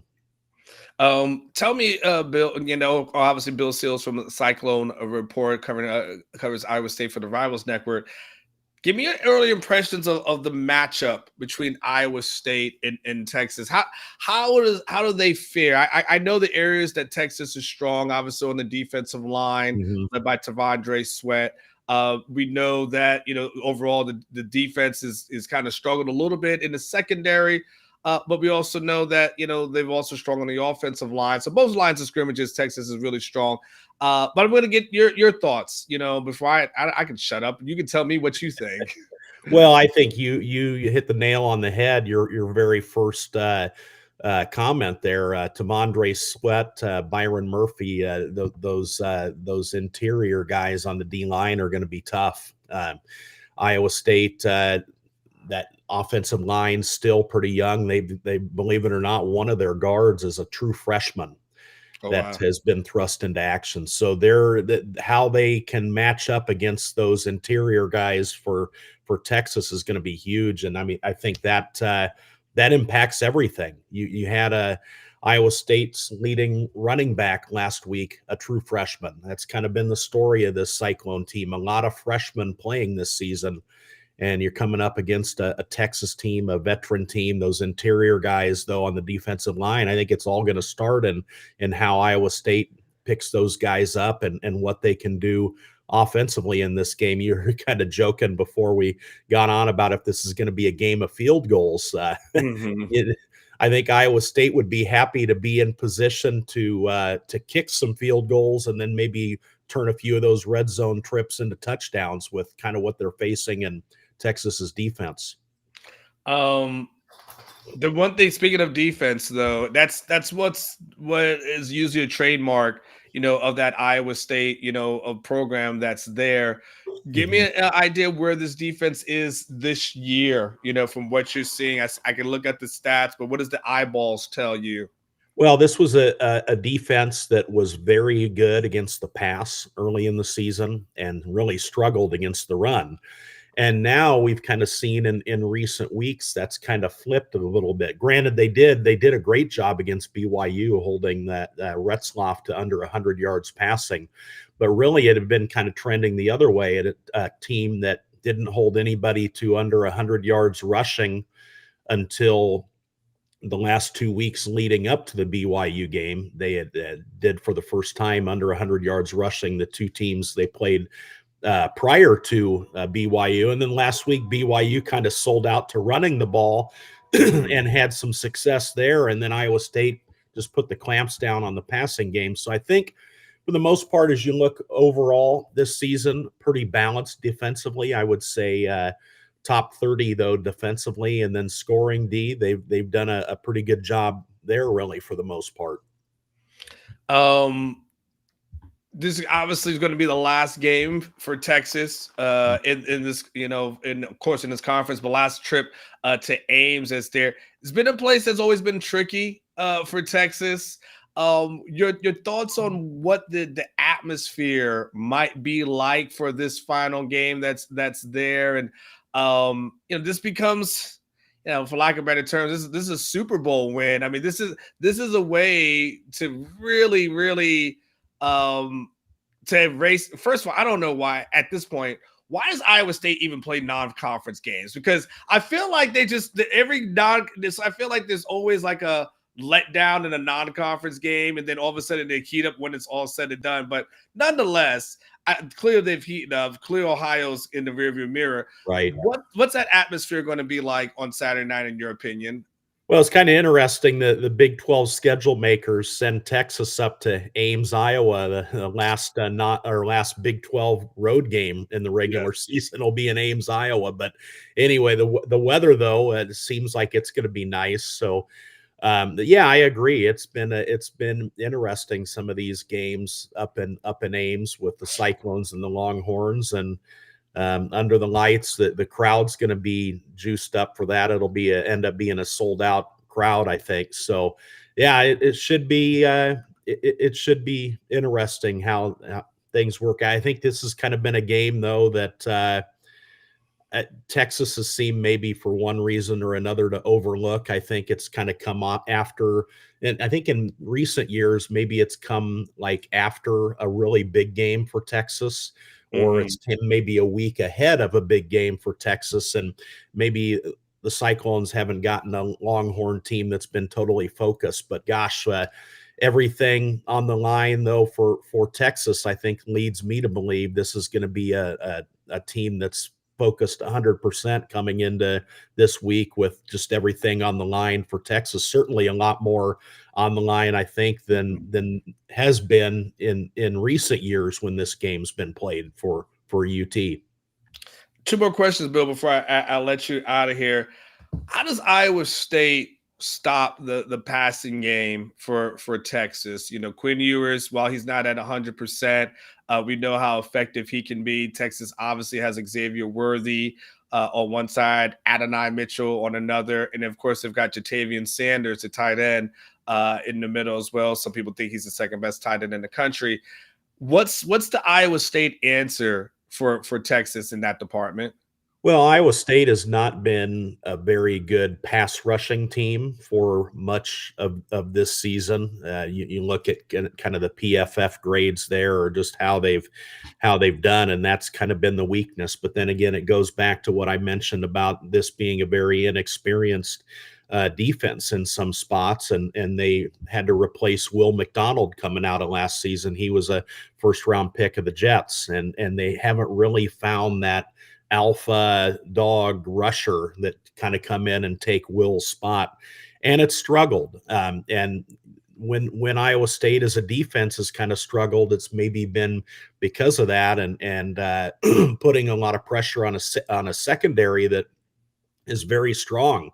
TJ Tampa, one of the corners, I think he'll do a great job on his side of the field this Saturday. He'll be playing on Sundays next season, and then that takes you to the other side. They've kind of had some maybe I don't know if you'd really call it uncertainty, but they had Miles Purchase was the starter there. He got benched for a game and kind of played more in the slot. They kind of tinkered around with that. Jontez Williams came in and got the start at the other corner spot, and then last week Purchase was back on the outside as a starter, and I think had a pretty good game. So secondary, pretty strong. Jeremiah Cooper is one of the safeties that has been out a couple games now. Coach Campbell said he expects him to be back for this one, and he's an El Paso kid, so he's probably had this date circled for a while, and he's one of the granted he missed a couple of games, but he's still, I believe, in the top 5 nationally in interceptions. So it's a very good secondary, but a team that has not been very good rushing the passer, and that could certainly in a game like this really stress that secondary. And you mentioned the tight end. We'll see how the safeties play in this game. It's also a very young group of linebackers. They start a true freshman there and a redshirt freshman, 2 of the 3 starting linebackers. So that tight end might be one that Texas looks to utilize a lot in this game. The last thing, and I'll let you go, Bill. usually when I have someone who covers a team, it kind of ends up being my standard kind of final question to them, which is if Iowa State is to win this game on Saturday and pull off the upset, what would have happened or what would need to happen in your mind for that? If it's 11 o'clock at night and the game's over and Iowa State pulled off the upset, what would have happened? What are you writing about?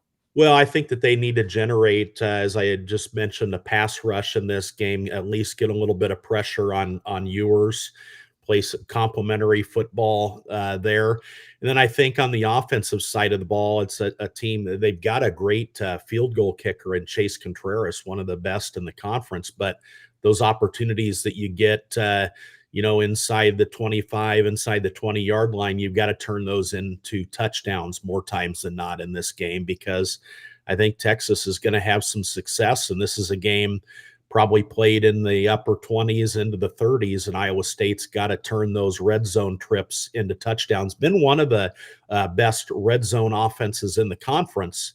More so, I think, because they've got a kicker that's just been automatic. But a lot of those you got to turn into 7 points instead of 3 in a game like this. And also turnover margin.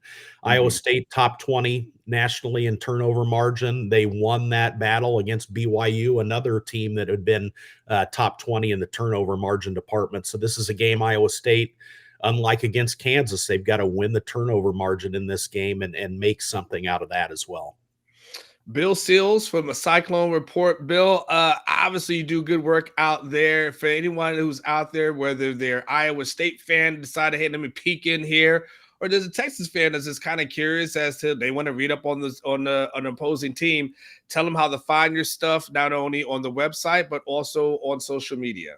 Yeah, CycloneReport.com. We're on the Rivals network of team sites. You can go there and get on if you're a Texas fan, maybe just on a short term, you want to sign up for a monthly membership.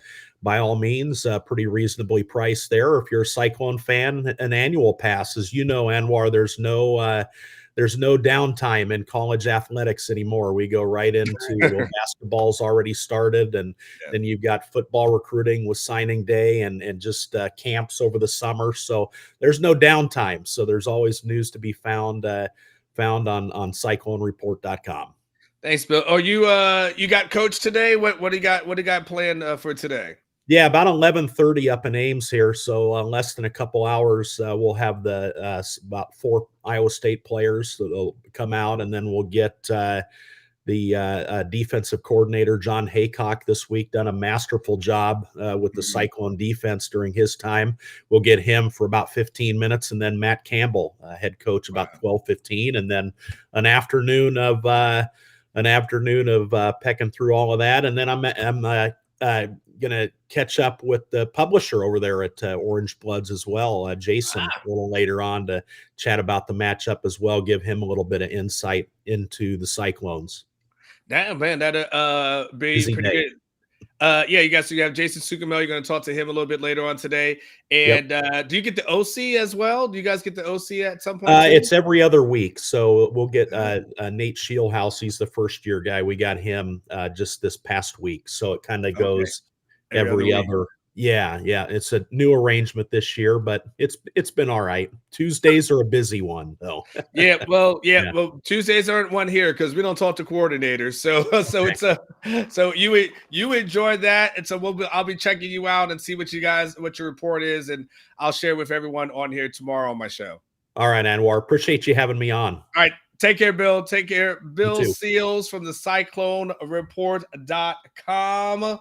Like I said, but he put some stuff on there. I'll share his reports. I'll basically read it verbatim and use it like it's my own. I'm just joking. I'll just give him all the credit in the world. So, and if you joined that interview late, feel free to go back and check it starting from the beginning to get all that good information that's out there. Yes, it is time for shots. It's so crazy because it didn't start off that way. It started like correct. And I was like, oh, no shots today. And at the end, it was just like, like, what happened? Like, you did good, but nonetheless, it's shots to be had by everybody. go out to Specs, get your tequila. It's time for shots, everybody. Oh, that was so fun. All right, let's do this. Let's do a quick break, and then we come back. I know you guys got some buy or sell that's in there, so let's make sure we get some buy or sell. We'll also try to make sure we talk a little bit of the football side as well as relates to CJ Baxter, Jaydon Blue, those guys that are taking over. I got Jason Suchomel. Might try to get some social media standouts in here. Maybe not. I don't know. We'll see what happens. Nonetheless, we'll do a quick break, and then we will be right back. You guys don't go anywhere. I think this is the other thing, too, for Quinn is, and it's going to be interesting. It's not something, it just came out a couple days ago, but I'll be very curious how the bowl games, not the bowl games, the All-Star games, how they look at Quinn. Will they give him an opportunity to come to the Senior Bowl? Will he get an opportunity to go to the East-West Shrine game? Will he take that? Will he want that? Because to me, that can be kind of the final stamp, the final nail in the coffin to say, yeah, this guy's ready. When the NFL decision makers, and I'm not saying scouts aren't, but when the decision makers, the director of college scouting, the GMs can sit down with these guys and look them in the eye and say, okay, let's talk for 15 minutes. Let me get a feel for you before we go to the combine. Let me watch you in practice all week, with this hot, this mixed all-star group, high-level talent sort of thing. That could be something that really helps Quinn as well and helps some of the underclassmen. The thing is, there's so many quarterbacks in this class. It's going to be tough to pick which ones will go to the Senior Bowl, which ones go to the East-West Shrine game. And maybe Quinn doesn't need to do that. Maybe he finishes up these next few games and just rocks it, beats Oklahoma or Kansas or whomever in the Big 12 championship game, and then gets into the playoffs somehow and then rocks it then. And all of a sudden you're like, wait a second, maybe he doesn't need that. Maybe he doesn't need, because he's shown it all, maybe he doesn't need to go do it for another week. Maybe his status and his stock is rising that fast through that whole process. And look, we saw what happened with CJ.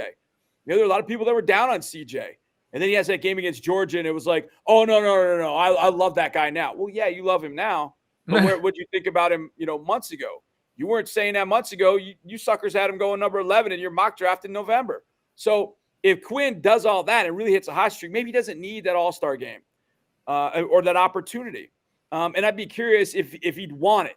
But now it's actually available to guys. And I think that's going to be really interesting for those all-star games. And I'll be interested if that's the rule, whether next year, which doesn't help Quinn, but is going to help some players at Texas, A&M, et cetera.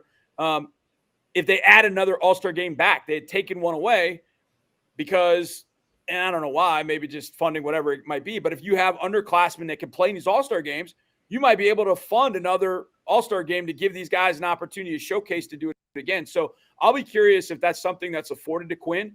And if I were him, I would take them up on it all day, every day, because you get that opportunity to be around. I mean, just the time you get with the decision makers is very, very helpful. And how many times have you read an article after a guy gets drafted? Oh yeah, well, we sat down at the Senior Bowl. We talked about this. Or we sat down at the college, we did this. Well, if you get that opportunity to do it in Mobile, then you can do it in Indianapolis. Then you get a 30 visit, and then you get a private visit after that. I mean, that's enough time for Quinn Ewers to say, look, it doesn't matter whether I'm 6'1", 200 or 6'8", 350. I can throw the rock. You can trust me. I can be the face of your franchise. And that's what Quinn Ewers is going to need. So, yeah, I think these 3 games, Chad, are going to be pretty important.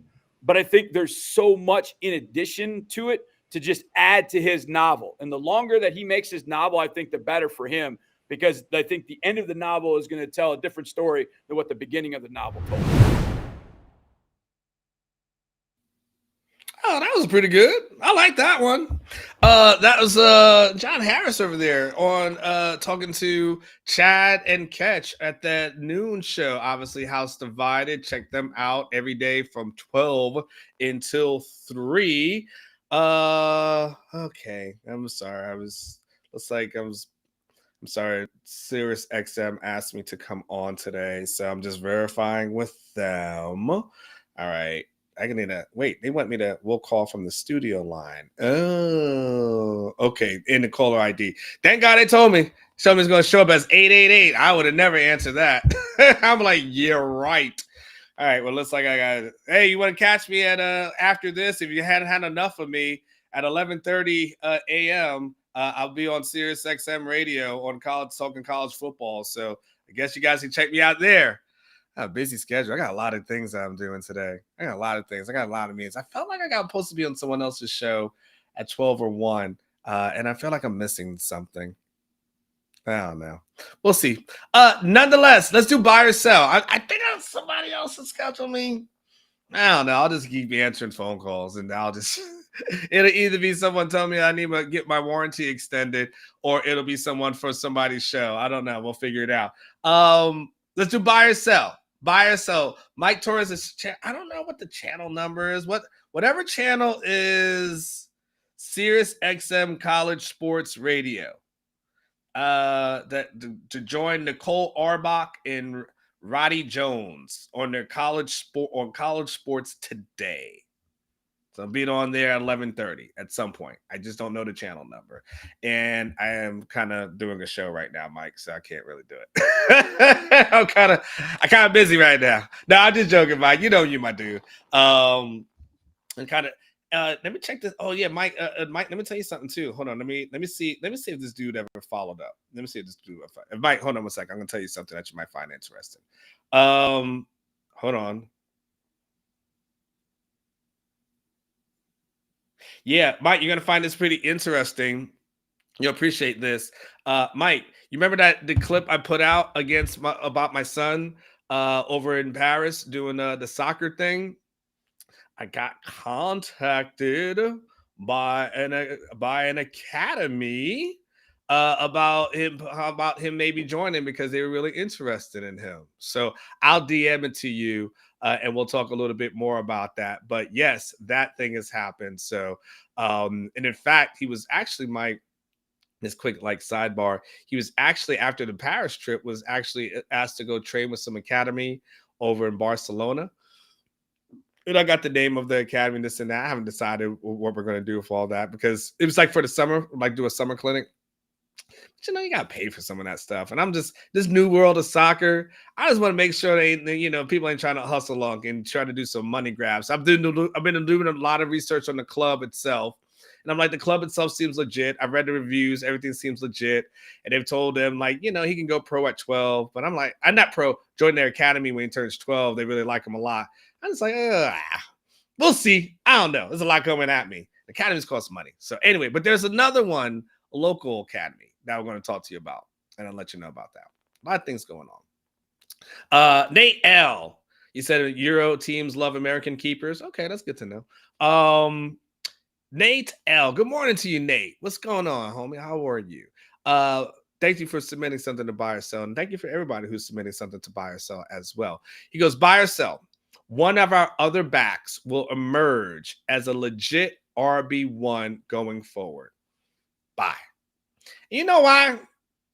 Can I say this? This is kind of part of what I actually was going to get into as relates to the conversation with the running back. So this will be part of what I had scripted out. So I'll give you a little bit of this, Nate.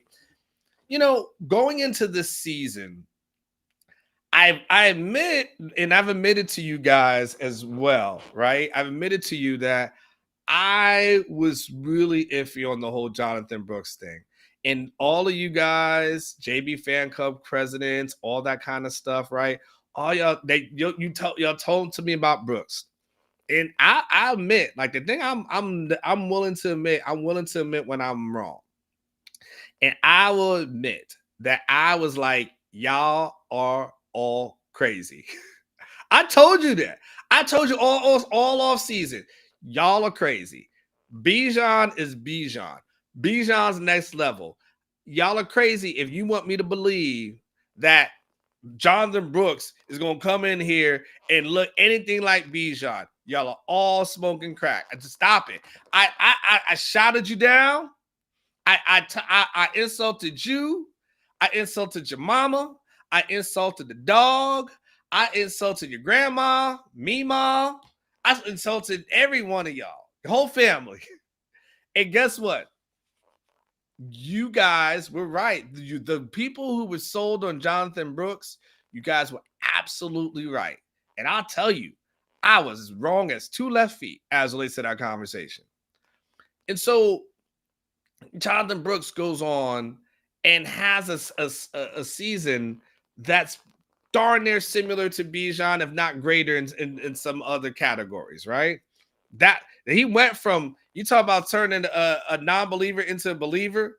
That's what Jonathan Brooks did for me, you know? And it's not the thing I didn't think he was good. I didn't think he would end up being the number 1 running back in the country kind of good. You know what I'm saying? Like, I'm just like, all right, come on, y'all.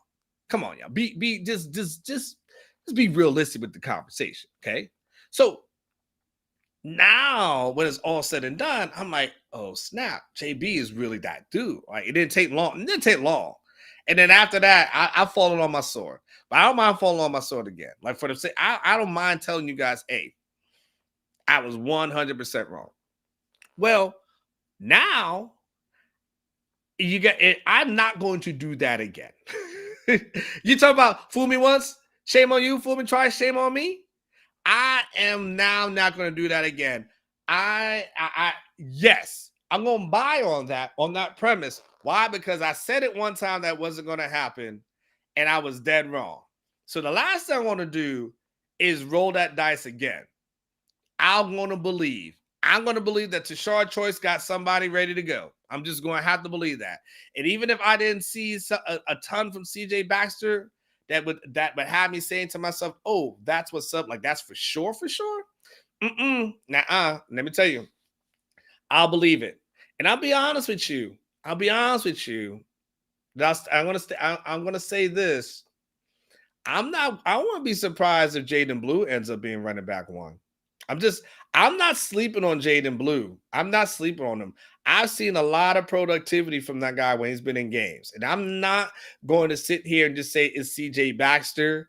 And I know CJ Baxter may be RB1, but I'm at the end of the day, hey, if there's a possibility that if you tell me we're on the Saturday post-game show, Monday morning, and we're talking about how Jaydon Blue rushed for over 100 yards against Iowa State, I wouldn't be surprised. If you tell me Jaydon Blue rushed for, had 8 carries for like a $104 and a touchdown, I would not be surprised at all, because I do believe that Jaydon Blue has got that kind of that talent in him. So I 100% believe out of the 2 that are left, somebody's going to. I'm not going to shortchange anybody in that running back room again. Y'all made me into believers. Until you can't do it, I'm going to assume you can. That's what I'm going to assume. So, Nate, I know that was a long answer, but that was kind of one of the portions of the show that I wanted to get into. And those are the things I wanted to talk about. And so I just want to go ahead and make sure I acknowledge it. Nate, hey, yes. 1 of the 2. Why not? Ain't gonna make me look stupid 2 times. Ain't gonna make me look crazy. Buy or sell. Malik and Blue hit the portal.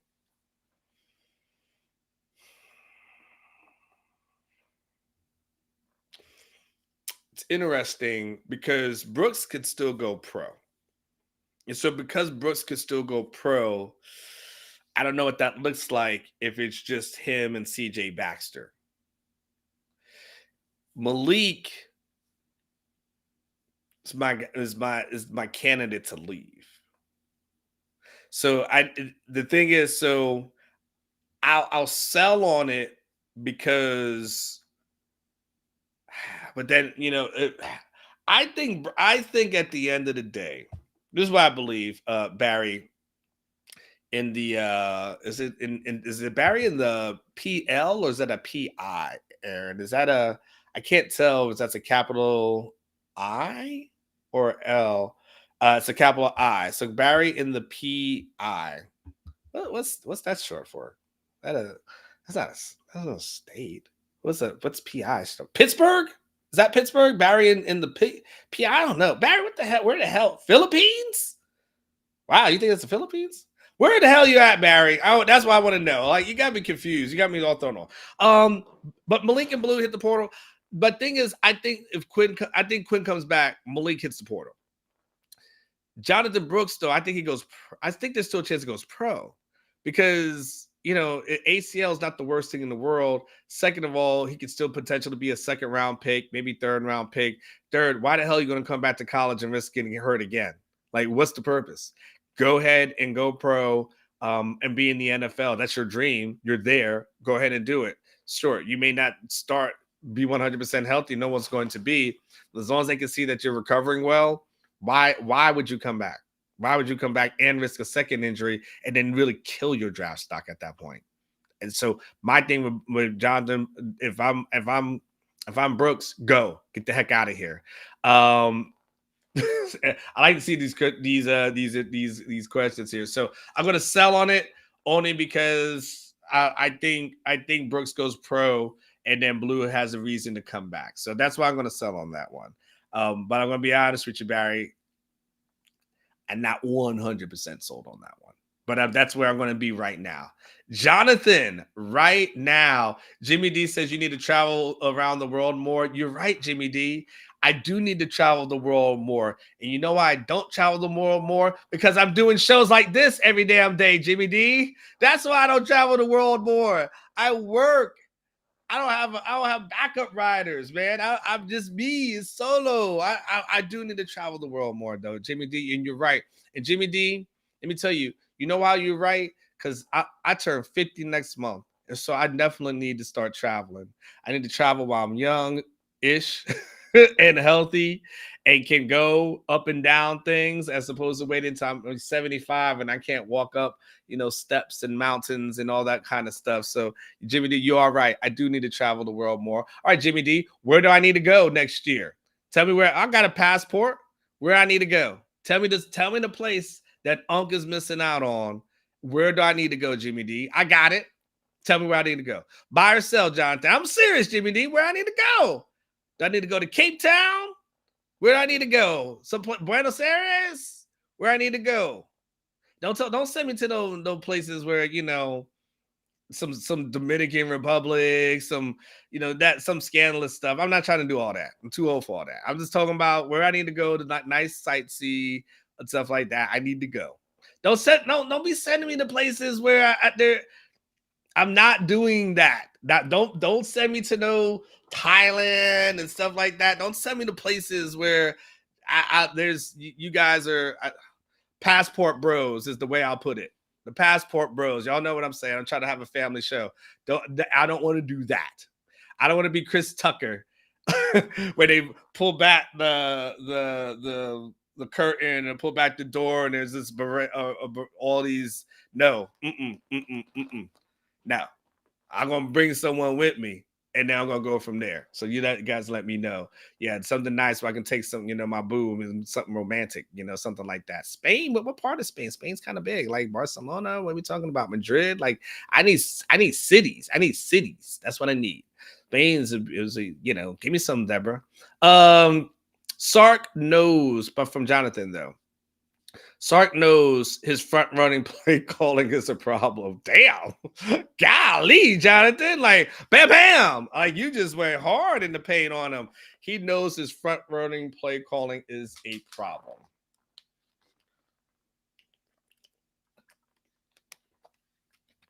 So, I'm going to sell on that, Jonathan. You know what I'm going to sell on that, Jonathan? And I appreciate the question. But you know why I'm going to sell on it? Is because coaches in general usually look at the film and they don't necessarily think that their play calling is the problem. Not all the time. Sometimes they do. Usually they think it's the lack of execution from the players that's the problem. And honestly, a lot of times it is. I mean, a lot of times there are plays that are called where guys are open, but guys don't do things, guys miss blocks, like all these kind of things. Like there is that kind of thing. So I don't necessarily think he would look at it and say to himself, like, nah, man, that's on me. That's all me. Because I remember I've asked Sark before, like what is things like he needs to do to improve, and he's never really he's never been like, well, Anwar, now I'm glad you asked. It's always been, he's never really kind of going there. He will take accountability. So I'm not giving him a hard time as far as that's concerned. I'm just trying to think about certain things. No, I don't know. I don't think he would blame his play calling, quite honestly. If you look at what Sark is kind of pinpointed more than anything else, he'll talk about the lack of defense, lack of execution, lack of tackling, where they mentally, like those kind of things, not being complacent when they get leads. He's talked about that. But he's never been like, Jonathan, how many times has this man rolled out the Wildcat? You and I can look at that thing and say, man, hey, come on, man. You gonna really do this again? How many times has he rolled out that Wildcat and not gain more than 2 yards? He still does it.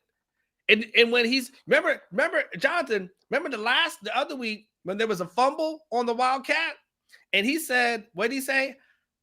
I would have do it again. I would have done it again. It's like, yes, I did it. Yeah, I killed him. I hope they all burn to hell. Like that. That's how he feels. So no, Jonathan, he does not.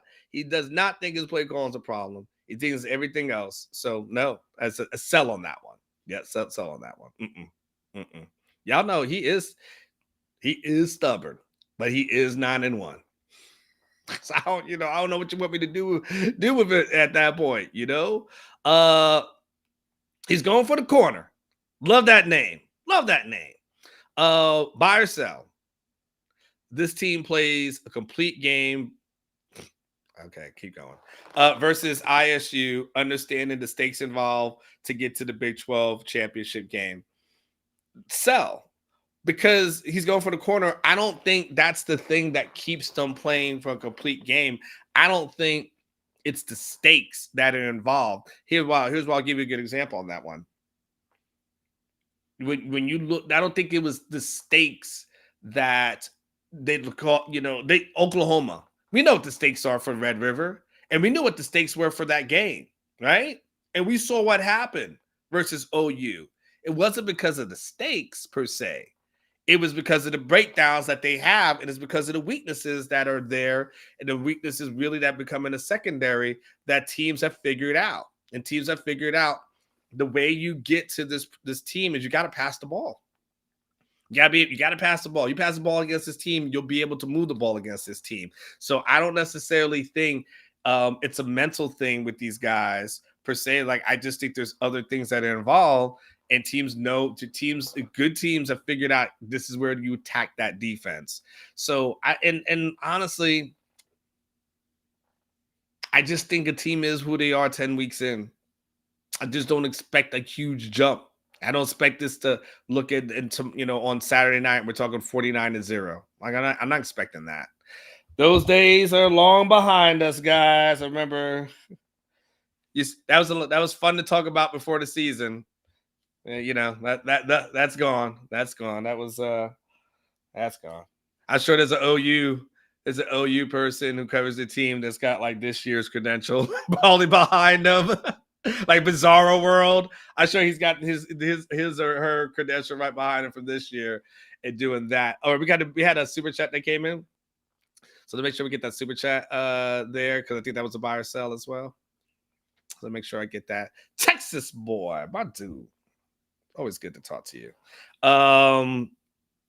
Buy or sell. The problem with this team and coach is they have never been in this position and don't exactly know what it takes to take the next step like Alabama. Buy.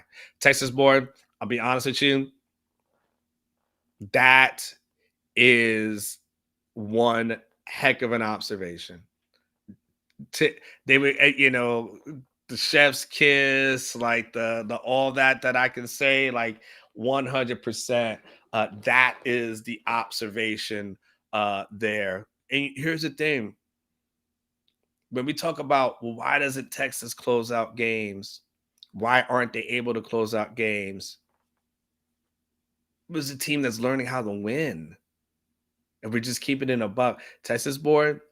This is things I've said. The reason I'm really, really happy you said that is because these are things that I said before the season that I'll be quite honest with you. I've been so involved with the day-to-day stuff that thing is kind of, you're bringing back to me things that I said before the season that I can now regurgitate now.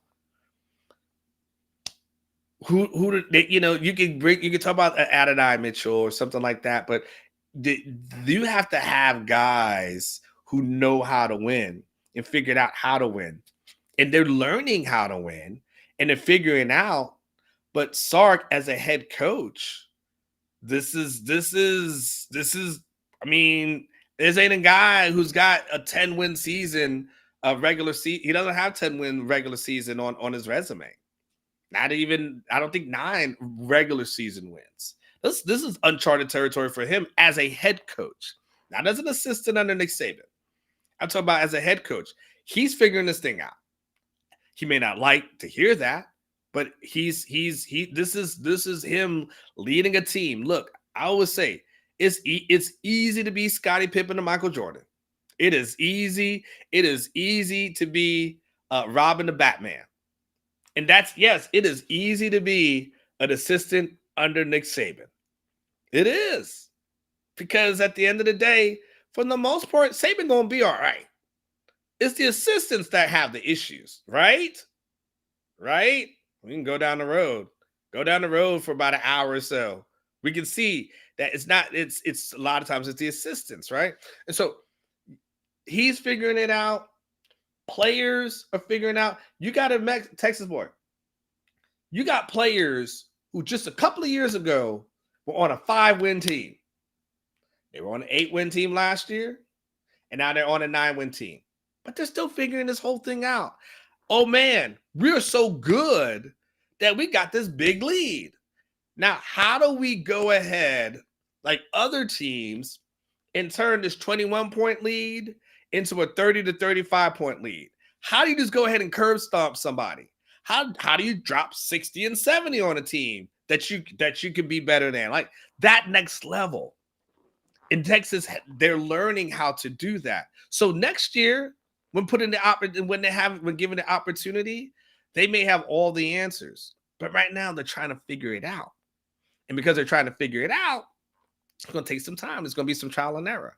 But once they figure it out, they'll be okay. So, Texas boy, thank you. Yes. Yes. Yes. Texas boy, I'm going to remember that, because when I start saying that from now on, I'm going to make sure I quote you. But all 100% correct. You said Anwar, these guys were winning before Sark.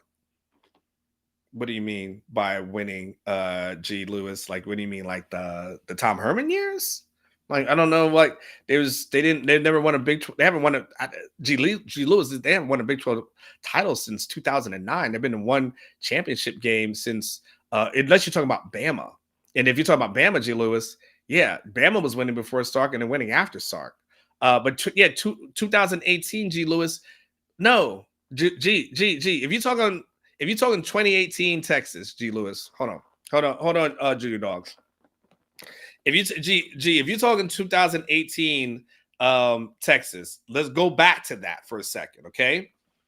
Go back to that team was 6-3 after 9 games, coming off the losses to Oklahoma State, and I believe it was West Virginia, okay? So now they stumbled into it, but you got to remember, they had 9 regular season wins. They lost in the Big 12 championship game to Kyler Murray. So you're talking about it was like a 9-14. Then they win against Georgia. And then what happens the following year, right? They don't get back to that. So this is not a team that really figured it out. And then Tom Herman's last year, they didn't really figure that thing out. You know, they just know how to be competitive. They know how to be competitive, but they don't know how to be 9-1 and 10-1 and 11-1. We've not had a conversation about Texas competing for a playoff spot in years. We have not looked at these rankings in November and thought these things have applied to Texas. It didn't apply to Texas. We were just watching what everybody else was doing. This is the first time we've been watching something that actually applies to Texas. When Aaron was talking about this earlier, we have not talked about Texas needing style points in order to be in the CFP. You can't, that's not on our resume. That's not on our recent resume. It's been a very long time. So no, they weren't winning. They were like to this degree. They were getting by. They were good. But gee, I would have to push back. This is the next level, and to win on this level, to be in the realistic conversations of the Georgias of the world, of the Michigan, Ohio States, to be in that level, this is all new uncharted territory, dog. And they do have to learn how to do that. Okay, to put a Junior Doors back on, Aaron, I do appreciate it. But G, you said it. I just want to make sure I had a conversation with you as well. Much love to you, okay? Buy or sell. Quinn throws for 250 in Ames. I'm going to buy on that. I'm not. When Bill kind of talks about some of the issues that they have with the secondary, and when I just look at this team and I looked at their records and I look at their results, I'm just not one. I mean, OU dropped 50 on this team. Okay. And the other teams that they played, while they've been competitive, let's go through this. All right. They open up the season versus Northern Iowa. Okay. They play Iowa. They lose to Ohio. Okay. They beat Oklahoma State. Okay. They lose to OU, beat TCU, beat Cincinnati, beat Baylor, lost to Kansas. They beat BYU. All of that on that list. How many elite quarterbacks has Iowa State faced this year? Of all those teams that I just named, where's the elite team? The only team that you might even consider of that ilk would be Oklahoma and Dylan Gabriel. Outside of that, they faced a bunch of guys, faced a bunch of backups, faced some bad teams. Again, I respect Bill Seals talking about that win versus BYU. We all saw BYU just a few weeks ago. That's not a good team. I don't know how they got those wins. That's not a good team. Quinn Ewers will be arguably the best quarterback that they faced this year. Now, he may not be 100%, so maybe that there's something to do with that. But Brandon, he's better. Quinn is better than damn near every quarterback that they played. Just if we keep it in a buck. So when I look at this team, when they've played a team, if you don't consider Quinn elite, and that's wordplay, right? So let's just say above average, if you don't want to use the word elite. Okay, so that's because I don't want to slow us down, right? So if you use the word above average, if you use 80 percentile, okay, 95 to 100% elite. So if you put Quinn in your 80th percentile, damn, that would be online with Dylan Gabriel, and they haven't faced anybody else as good. So yeah, I will buy that. I think Quinn Ewers has a really good game against this team because the 3-3-5. I think Quinn has seen it, and I think that he can have success against it. So I just want to do that as well. But yeah, we all saw, and again, Rex said, Charles, again, we saw BYU. That's not a good team. That was one of the worst 4 or 5 win teams I seen. I'm like, how in the world did they beat anybody? It's kind of like when you always get fascinated. The story I've always wanted to write. The story I've always wanted to write. If I could just not be at Orange Bloods for like a week, and I could freelance somewhere. When there's these teams that beat a team like 101 to like 2, or 101, 101 to like 3 or something like that. I have always wanted to write a story about how that 3 points were scored or the 1 point was scored. Like I would just wanted to dissect like the desperation in the fourth quarter and how someone just heaved up the pass. Like, and I've always wanted to dive into this and interview them on the 1 point or 2 points that was scored. Because I'm always fascinated. I'm like, well, how the hell did they score the 1 point? Like, how the hell did they score the 2 points? Like the person got fouled. I'm always fascinated about that. And so, in any case, I'm fascinated on how the hell BYU won some of these games. Let's be honest with you, because it doesn't make any sense. All right, that's okay. We got some more, Aaron? Do we have more? Okay, let's do some more. Buy or sell. I read Anwar's 401k and I had to laugh. I don't need to see anything else. Anwar's 401k retirement fund is depleted due to kids' soccer. First of all, what's a 401k? What is that? What is that? What's that? First of all, I had a 401k at one point where I worked at the Tampa Tribune. I was contributing to it. So I had one and then I left and then it was put in something. And then when I went to make a purchase, like a purchase many years ago, I used up what little I had. And then right now it's just saving. I'll be honest with you. Every month I buy silver. I'll just tell you, I buy silver. And I would get these. I go to Austin. I think it's Austin Coin and something. I forget the name of it. But I got a rep there. So every month I go and I buy that, and I'm stacking money. As far as that is concerned. But yes, I can tell you my savings is getting depleted. Absolutely. And you know how much these academies cost? Some of them. And I was looking up some of these things because I'm like, what is the path here? I'm just trying to figure this out. And Mike Torres would attest to it. Some of these things are like 40 a year, 70 a year. I'm like, to do what? Like, are y'all serious right now? I'm like, who is dropping this? And I'm like, am I expected to pay for Harvard when my kid turns 13 so I can play some damn soccer?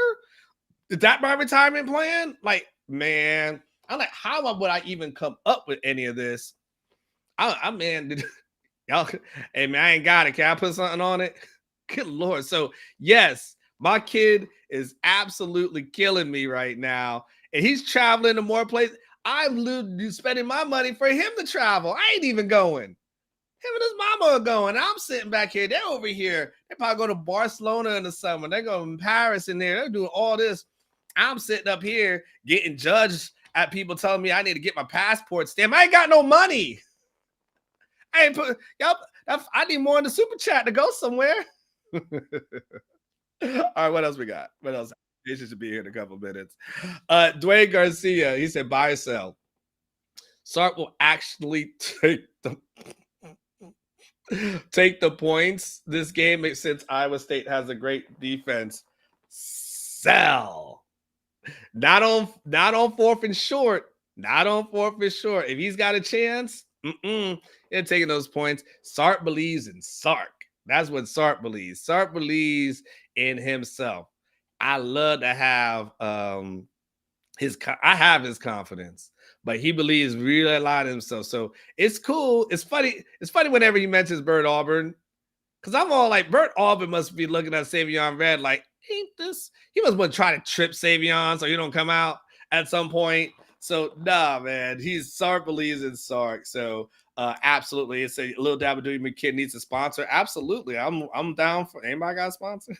Because I absolutely need it. But you know what? Good things come, man. And last thing, all jokes aside, and then we're gonna do a quick break and get to Jason. All jokes aside, like my job as a parent is to give my child everything that he wants. So I'm joking with y'all, and I hope y'all know jokes. My job is to give him everything that he needs for him to have a better life than me. So if there's sacrifices to be made, like I will sacrifice in order to make sure he goes. I mean, Jason can tell you.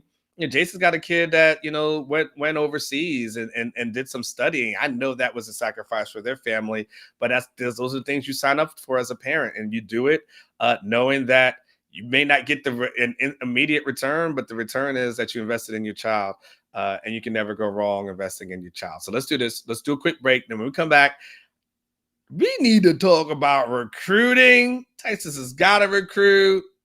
A&M ain't got a coach. It's Jason time. So let's do a quick break and if you got some questions, start getting these in the chat right now, because a lot of you guys got some recruiting questions for Jason. So if you got some, and I'm guessing there's a Kobe Black question coming in somewhere. We'll see how far into the questions we can get before that happens. Don't go anywhere. We will be right back.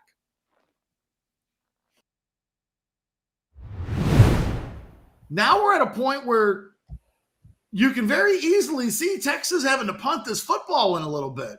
Yeah, no doubt. This defense might be asked to literally make an ultimate stop. I think now you're definitely going to see Texas they're not going to do anything to risk turning this ball over. So I think you're talking about a run play here. We're in really dangerous territory in this game. No doubt. Yep, they're running the football. It's more CJ, and we're almost nothing there.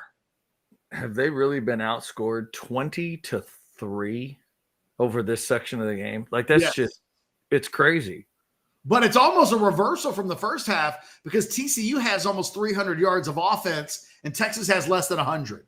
Man, Sonny Dykes has the look of a guy right now that won money in Vegas that he just found $100 and went to the roulette table and won. What if they get that 2-point conversion or a pass interference or a hold when they tried to go for 2? Or he just kicks the extra point and he's down by 2 and he can win the game with a field goal. There's 2 minutes and 6 seconds left to go in the game. And this thing is just gone into the world of absurdity. Yeah. No, that's a great way to say it. And after all the stuff we've seen today, we've seen a couple teams had to get out of some crazy. Washington and Florida State had to get out of some crazy. They wasn't quite this crazy, though. 0 for 4 for Texas in the second half on 3rd down. This is 3rd and 12. I think Sark's going to throw it here. I think you got to be real careful on 3rd. It's all gas, no brakes. Steve Sarkeesian. But this is TCU's playing this like they think it's going to be pass. Yeah. They got 5 in the box. Oh, taking a shot. Wow. Oh, and he catches it. Adonai Mitchell. And that's ball game right there. Man. TCU's only going to be able to stop the ball one time. Wow. Talk about all gas. Oh, my God. Mitchell just run past. That's horrible cornerback play. But what a catch and adjustment that Mitchell plays. And how dangerous was that? Now the ball's at the TCU 46 or 48. I'm stunned by the absurdity of that play call. Wow. That is such a gutsy play. All right. Speaking of gutsy, we didn't do it. All right. Jason's going to be wearing a hat. We got to figure out what it is. Let's go to the Speakeasy Lounge. It's going to be Adidas. Is it going to be Rivals? My guess is Rivals, because I feel like he's been Rivals pretty consistently. I feel like that blue hat has been there. I think we saw the old gray one, but my guess is the blue hat comes back. Let's go to Speakeasy Lounge and bring in Jason Suchomel.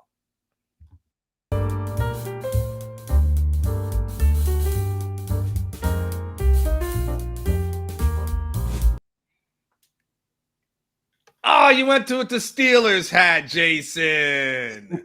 3 Pittsburgh Steelers, Anwar Richardson. Looking at the standings earlier today, the Steelers are like -28 in point differential, but they're 6-3, dude. So I'm going to enjoy it while I can. And I like how you said, speaking of gutsy, as if I'm gutsy. The only gutsy thing on me, Anwar, is this beer belly that I need. Well, that would be really mean for me to say, Jason. But Jason, I had to try to think of a transition, and I just transitioned. Gutsy was hanging out there. Let's go with it. Yeah. Accurate or not, if someone would have said like a palm trees. And speaking of palm trees, Jason Suchomel, who grows higher than anyone does in recruiting rankings, like I probably would have went there, Jason. So that's good. Jason, first of all, how are you? How was the weekend? How's the family doing? Good, dude. Everybody, knock on wood, the last couple weeks has been healthy. The weekend was good. Texas had a surprise commitment, which had me working on Sunday night a little bit more than I anticipated. We'll talk about that, but yeah, all good over here, man. So. Jason, I'm curious because I had Alex on last week and I asked him this. I'm curious, quick off topic, and then we'll get on topic. When will you and the family buy a Christmas tree? When does that occur? We have a fake tree. We haven't done a real one in, man, probably like my son was really young, so probably 17 years, whatever. But yeah, we have a fake tree, Anwar. We actually bought a new fake tree last year as my dogs start barking. Go figure. I had some guys come and do some tree trimming. They're supposed to be here at 9 and they haven't showed up yet. And now I think they're going to show up right when we get but just be like talking to Catch. It's all good. Yeah, there we go. I'll just mute when you talk. But yeah, we traditionally put our fake tree up either Thanksgiving night after we have Thanksgiving dinner as a family with my parents, or sometimes we'll do it the day after Thanksgiving. And when I say we, that's my wife and the kids. I have like 2 ornaments I hang up. One is a Mario Lemieux ornament. One is a Franco Harris ornament. And then the kids and the wife do the rest. Then I go upstairs and watch football. Yeah. Nice. Okay. All right. You know what? Before I start getting into certain things, let's South End Zone Queen has 2 questions in there. First of all, let's just get to it. She wants a Kobe Black update. She wants to spill it. And then she also wants to know if Wardell Mack and Kobe Black are friends. Does it help with the Black chances? So that gives you a chance to maybe take the floor to tell everyone about the Wardell Mack commitment. And then seeing if by any chance, if there's any connections that can help them in Kobe Black. I think she just wants Kobe Black to commit, if we're just being honest. Yeah, I think she and about everybody else watching this video and hanging out on Orange Bloods and everywhere else just wants Kobe Black to commit. Kobe Black update. There's South End Zone Queen. I wish I had more for you. His team is in the playoffs, so I think his focus is there. You know, again, man, I mean, I'll say the same thing I said last week. It could happen in the next week or so. He may be a guy that takes it till mid-December, right up until that signing window. Which opens on, I should know that, but I think it's December like 20th or something like that. Something like that. December 18th, I believe. It starts 18th through the 20th. So, you know, I don't have anything new. I mean, I still think it's Texas is the team to beat. Obviously, A&M was kind of hanging around there, trying to get him on campus with his parents. He almost took an A&M visit. One of his parents, I think it was his dad, wasn't able to go, so they canceled that visit. A&M kind of, I think, misplayed their cards a little bit, especially with everything going on in College Station now. They were like, hey, let's wait and let's try to get you when you can all be on campus. You know, that hasn't happened, and who knows if or when it will happen now. You know, I'm sure Kobe's going to watch to see who A&M hires. Oklahoma State, he's gone and visited there several times to see his brother, but I don't see him at Oklahoma State. I mean, I don't see any reason to change my pick from Texas. Obviously, Texas lands Wardell Mack this week. And I think there was a question, are he and Kobe Black friends? They're not friends, but these players now, they all know each other a little bit through social media. And when Wardell Mack committed, you know, Kobe Black put up the emotion or the emoji, you know, kind of like thinking emoji. You know, I don't think Wardell Mack is going to scare Kobe Black off by any means. You got Santana Wilson still committed out from Arizona, another cornerback. I talked to Santana. Ironically, I talked to Santana on Sunday. And then later, Wardell Mack commits. And Santana, when Wardell committed, Santana's like, I've been waiting on you, brother. I'm like, damn it, Santana, why didn't you tell me this might be going down so I could be a little more prepared? But yeah, nothing really new, South End Zone Queen. I mean, Texas will try to get Kobe on campus probably for that Texas Tech game, excuse me. Obviously a lot of that will depend on if Waco Connolly is still in the playoffs, and if they're playing on Friday, if they're playing Saturday afternoon, maybe they could make it work. But everybody's just kind of waiting around for a decision. But I still like Texas's chances. So tell me about Wardell Mack. You know, he flips from Florida. You know, and I'm kind of curious, Jason, how much of a surprise that was for you when you sort of flip. And then if you also can just give me your assessment of Mack, and you know, when you've watched his film, like what do you think about him? Was it a surprise? Yes. And I'll tell you, was it a surprise that he flipped a little bit? You know, I think I reported it last week or something, like there's talk there, but I don't know. I just was never really feeling it. He's a hard guy to read, and I'll circle back to that.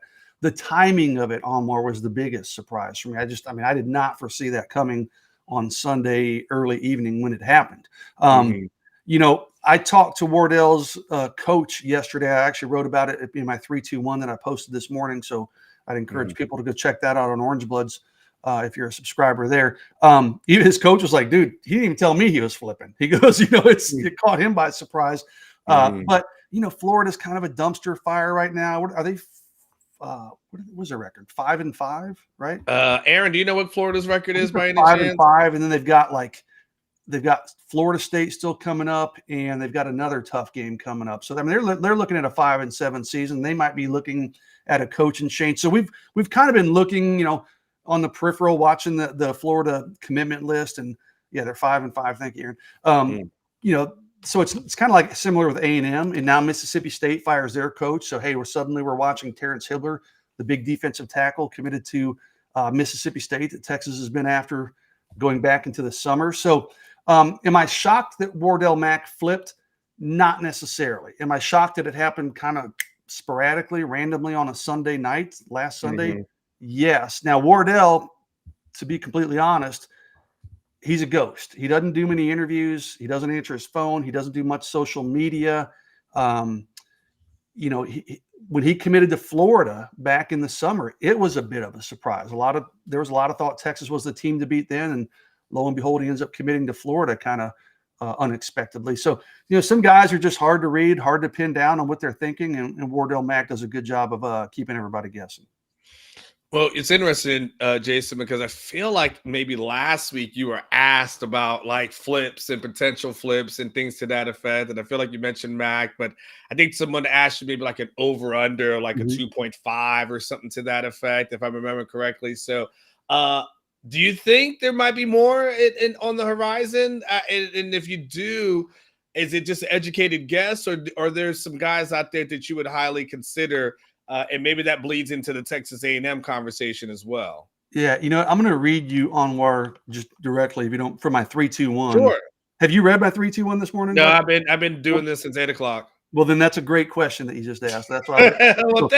Thank you, Jason. I appreciate it. Well, I do my three things we learned this week, 2 questions, 1 prediction. Okay, my 1 prediction, I said Texas flips a couple more players. And listen, I said someone asked me on our YouTube channel, your show, recently if I'd take the over or under on 2.5 flips. I took the under, but I'm officially changing my stance. 1 is already in the books with Wardell Mack flipping on Sunday. People behind the scenes in Austin on Monday morning, we're talking of another flip being imminent.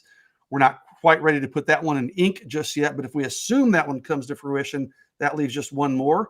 I fully expect that craziness of late recruiting coaching carousel to pay off with a 3rd flip in favor of the Longhorns. So last week, on your show, I said under 2.5. Now I'm going more than 2.5 or over 2.5. There's a lot of candidates out there. We can kind of talk about them. I mean, I listed my 5 that I think are the most likely in my 3-2-1. Anthony Smith is a linebacker from Jasper who's committed to A&M. I am fully expecting him to take an official visit to Texas probably in December. If Jasper's not playing, they're still in the playoffs right now. That's another tricky thing, kind of a sidebar. Right now, you're having to pay attention to all these teams' playoffs runs. The further these teams go into the playoffs, the less likely guys are to take visits. Kind of like back when Colin Simmons committed, we were like, hey, it's probably good if Duncanville makes a late playoff run because that doesn't leave him any free weekends to go visit places like LSU or whoever. Well, Collins stayed pretty solid regardless. But Anthony Smith is a guy. Terrence Hibbler, I mentioned, he's a defensive tackle out of Mississippi who's committed to Mississippi State. Mississippi State now doesn't have a head coach. Hibbler visited Texas in June after he committed to Mississippi State. So he's had an interest even when things were good with Mississippi State. I asked him about, his commitment status. He's like, we'll see in December. Well, we're mid-November at this point, and Mississippi State doesn't have a coach. So I think Terrence Hibbler is a guy to watch very closely. Miles Davis is a safety that's committed to A&M. He's supposed to be at the Texas Tech game. He flat out told me, this is a month or so ago, hey, I'm solid with A&M. I'm happy with my decision. but basically all bets are off if there's a coaching change. Well, here we are. Xavier Filsame is another safety out of McKinney, who's committed to Florida. We talked about what's going on at Florida. Who knows, what their coaching situation is going to look like. So, there's a lot of guys, man. We can go down the list. There's some more A&M commitments, but those are some of the main ones I'm watching. I think Texas has a really good chance at a couple of those guys. Mike Torres wants to know, hey, Jason, when all is said and done, Texas overall class ranking will be what? The Rivals ranking, Texas is up to number 4 right now, and Rivals does their rankings a little bit interestingly. They changed it a couple years ago. They only rank the top 20 commitments. Okay, so because there were like 5 years ago, there were teams. I think it was Arkansas. It took like 33 players, right? So that kind of skews the class rankings a little bit.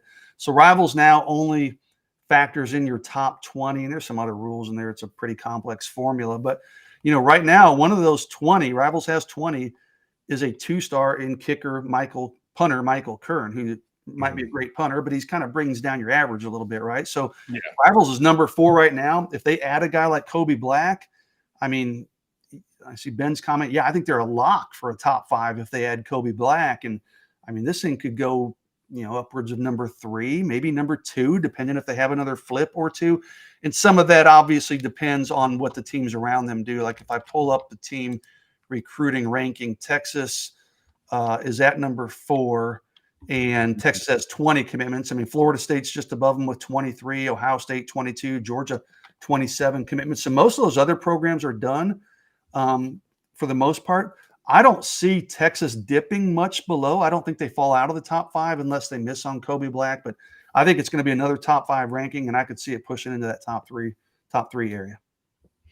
Wow. Okay. I want to make sure there was no other questions. How much do you think, though, as it relates to the A&M conversation, Jason, one, how surprised were you that it happened when it happened? And 2, Jason, from a recruiting standpoint, I would like to think, and you tell me if I'm wrong, I would like to think that if you're A&M, you don't put your class in jeopardy without having someone in mind, like that's going to step in as soon as the season is over. Like, I can't imagine that this thing is going to be going into like mid-December and someone's got to wait until, have an interim coach until the bowl game is over. Like, what's your gut tell you on the timetable for A&M? Well, I agree with you, but then again, this is the Aggies we're talking about, right? So who the hell knows what they might be thinking? And let's be complete. I say that tongue in cheek to some degree, but A&M traditionally is overconfident on a lot of things, so they may think they have their guy, but they may end up having to go to option D or E or F at some point. But the timing of it was a surprise. I certainly didn't expect that news Sunday morning, right? And I see the messages coming through my phone about Jimbo getting fired. I'm not surprised he was let go, but Sark brought up a good point in his press conference yesterday. Teams now are doing this, like you said, Anwar, to kind of get out in front of recruiting. There's also 2 ways to look at that. You can do it now to get out in front of recruiting. You hire someone as soon as the season's over.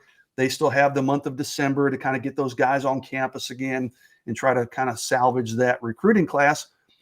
Or, hey, you wait, you're kind of pulling the rug out under these kids a little bit, and it's not very cool, but you wait until after they sign in December, then you fire Jimbo Fisher, and those kids are locked in. They can ask out of their letters of intent and that kind of thing. But, I wasn't expecting the news on Sunday morning, but it does make sense if you think you have somebody lined up. And that was the first thing. I was talking to someone on Sunday about it, and I said the same thing. I don't know who it is, but I have a feeling A&M kind of has a wink, wink, nudge, nudge agreement with somebody. I would be surprised if this thing didn't move pretty quickly.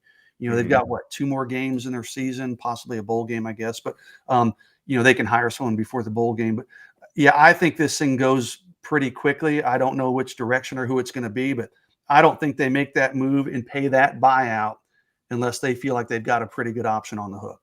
And risk for your recruiting class, right? Because there's a lot of guys who can just say, you know what? I mean, because it's blood in the water at this point, right? As far as going after those recruits, isn't it? It is. And I mean, they've got a good recruiting class. I mean, it's slipped a little bit. They've had a couple decommitments, but they're still number 9 in the country. And they got 20 commitments. And there's a lot of guys on there that a lot of teams would like to have, including there's 2 or 3 on there that Texas is still talking to. And you're right. It's like blood in the water, and the Sharks are coming after them. So, I don't know what the right decision is for A&M. You saw Dan Lanning say, hey, no, 0 chance. Personally, I think A&M would do well to just go hire a good football coach. The first name that popped in my head, Anwar, Saturday morning when I saw that text, was like, they don't need to go hire some big splashy Jimbo Fisher 2.0. I mean, everybody says Urban Meyer. Well, whatever. Urban is Urban. But I think they need seriously someone just like a Chris Kleiman, who's just a good football coach. They've got a lot of talent on that roster, dude. I mean, they got a lot of talent. They need somebody who can maximize that talent. A guy like Chris Kleiman at Kansas State has shown he can do that.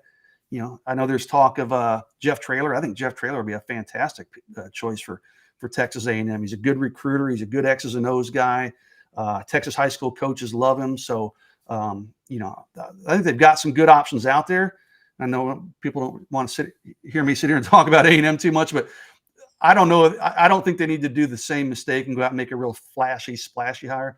I think A&M just needs to find a good X's and O coach who can maximize the talent that's already on their roster and then build from that. Yeah, I said the bad part for Texas fans is that knowing that Jimbo was fired is that Texas A&M may actually hire a good coach and make things a little bit more complex for the rest of going for the rivalry when it gets renewed next year. Jason, I'll ask you a couple more before I let you go. Texas sitting at 9-1.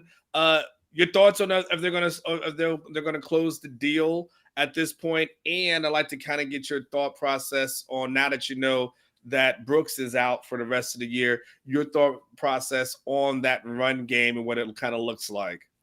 Yeah, I do think they're going to close out the year, Anwar, with 2 more wins. But I said it on Saturday night, dude. I mean, if they don't play better, these are both losable games. I mean, in Ames certainly is a losable game if Texas doesn't play well. Frankly, I mean, they should beat Texas Tech in Austin, of course, but Tech had a nice win last week. If Tech gets hot and Texas just doesn't play well, man, that game could be a lot closer than we have expected, similar to Houston, similar to TCU, letting K-State get back in the game. So, I'm going to pick them. I'm pretty sure. I haven't done my matchups breakdown. I'm going to probably work on that tonight. On paper, yeah, they should win this week. They should win against Texas Tech at home. That's probably what I'll wind up picking. But, I'm not sitting here and saying, hey, it's 95% certainty at this point. I think it's maybe 65-35. So, I mean, these are 2 decent enough football teams. Let's be honest. I mean, Texas is 9-1, but they're not playing at an elite level of late. They're just not. I mean, people, we can talk about the rankings and whatnot. I mean, they're ranked above Alabama, but they're not playing as well as Alabama. They're not playing as well as a lot of the teams around them. So I think there's room for improvement. I think I heard you before I came on mention style points. Texas needs to secure some style points with not just a win this week. They need to go out and kind of blow the doors off of Iowa State if they can, and do the same thing against Iowa State. So, yes, I do think they'll finish 11-1 onward, head to the Big 12 championship game. My confidence level, moderately high, not over the top high. The running game. Yeah, listen, you've heard me talk about it, man. I cover all these recruits, right? I've been doing it for 20-something years. And there's some guys, man, you just kind of just enjoy and just, I don't want to say get attached to, but you've heard me talk about Malik Murphy. My favorite ever recruit is a guy named Josh Cochran, who's an offensive lineman. He's now an offensive line coach at Texas Tech. He's way too old for my daughters, but I hope my daughters marry a guy like Josh Cochran, just an amazing dude. And and I still follow his career just because I had so much respect for him as a high schooler. He got engaged, and I'm texting Josh congratulations, and I'm following his trajectory of his career. So you kind of develop a bit of an attachment to some of these guys. And Jonathan Brooks was a guy that, man, I really enjoyed covering coming out of high school. The dude put up insane numbers. He never let it get to his head. He was always accessible, always available, always modest. When this NIL stuff came about with, we were looking for Orange Blood's player partners, right? A couple years ago. he was the first guy I personally reached out to. And at this time, he's buried on the depth chart. But I was like, you know what, man, this guy's personality, he would be great. And he was interested. It just never came to fruition. We didn't go with some different players. But yeah, it just gave me a pit in my stomach when we got that news about the ACL injury. I just hate it for Jonathan Brooks. But on a football perspective, I don't know, man. CJ Baxter, I know he's immensely talented, but I haven't seen that flash, that vision from him, that elusiveness that we have seen from Jonathan Brooks. I'm almost more curious to see what Jaydon Blue will do with a heavier workload. Anwar, he's to me showing some flashes.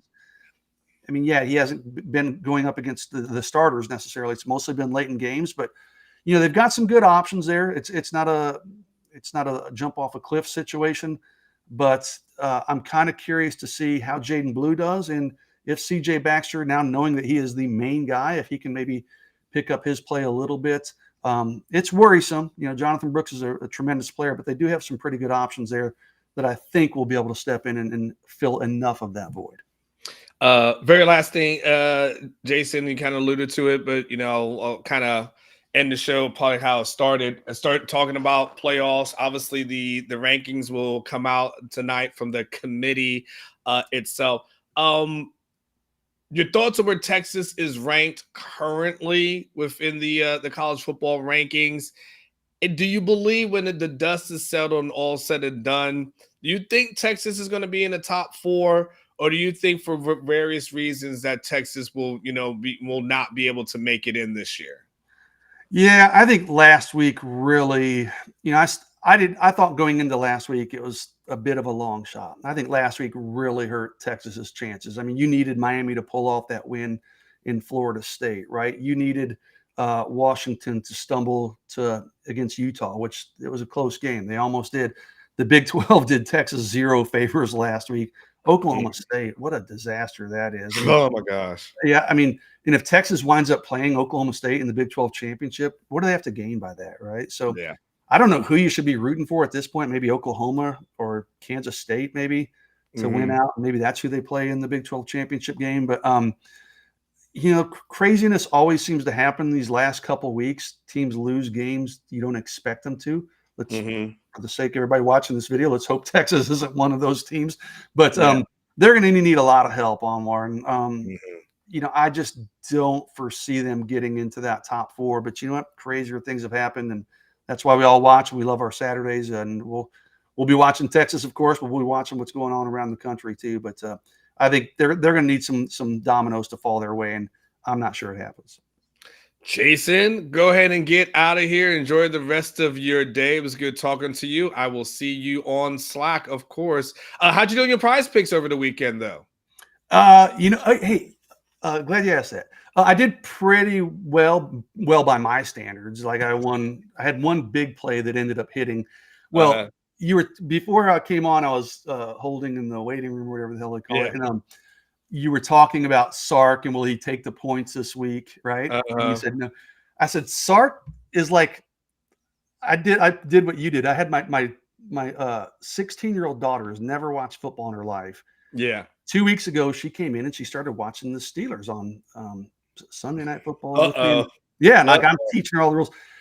So I let her make some prize picks last night, and I was like, Sark's decision on whether or not he takes the points or goes for it is like my daughter picking prize picks. She's like, you know what? I like that Cortland Sutton guy. He's got a nice smile. Let's go with him, and we'll take the more.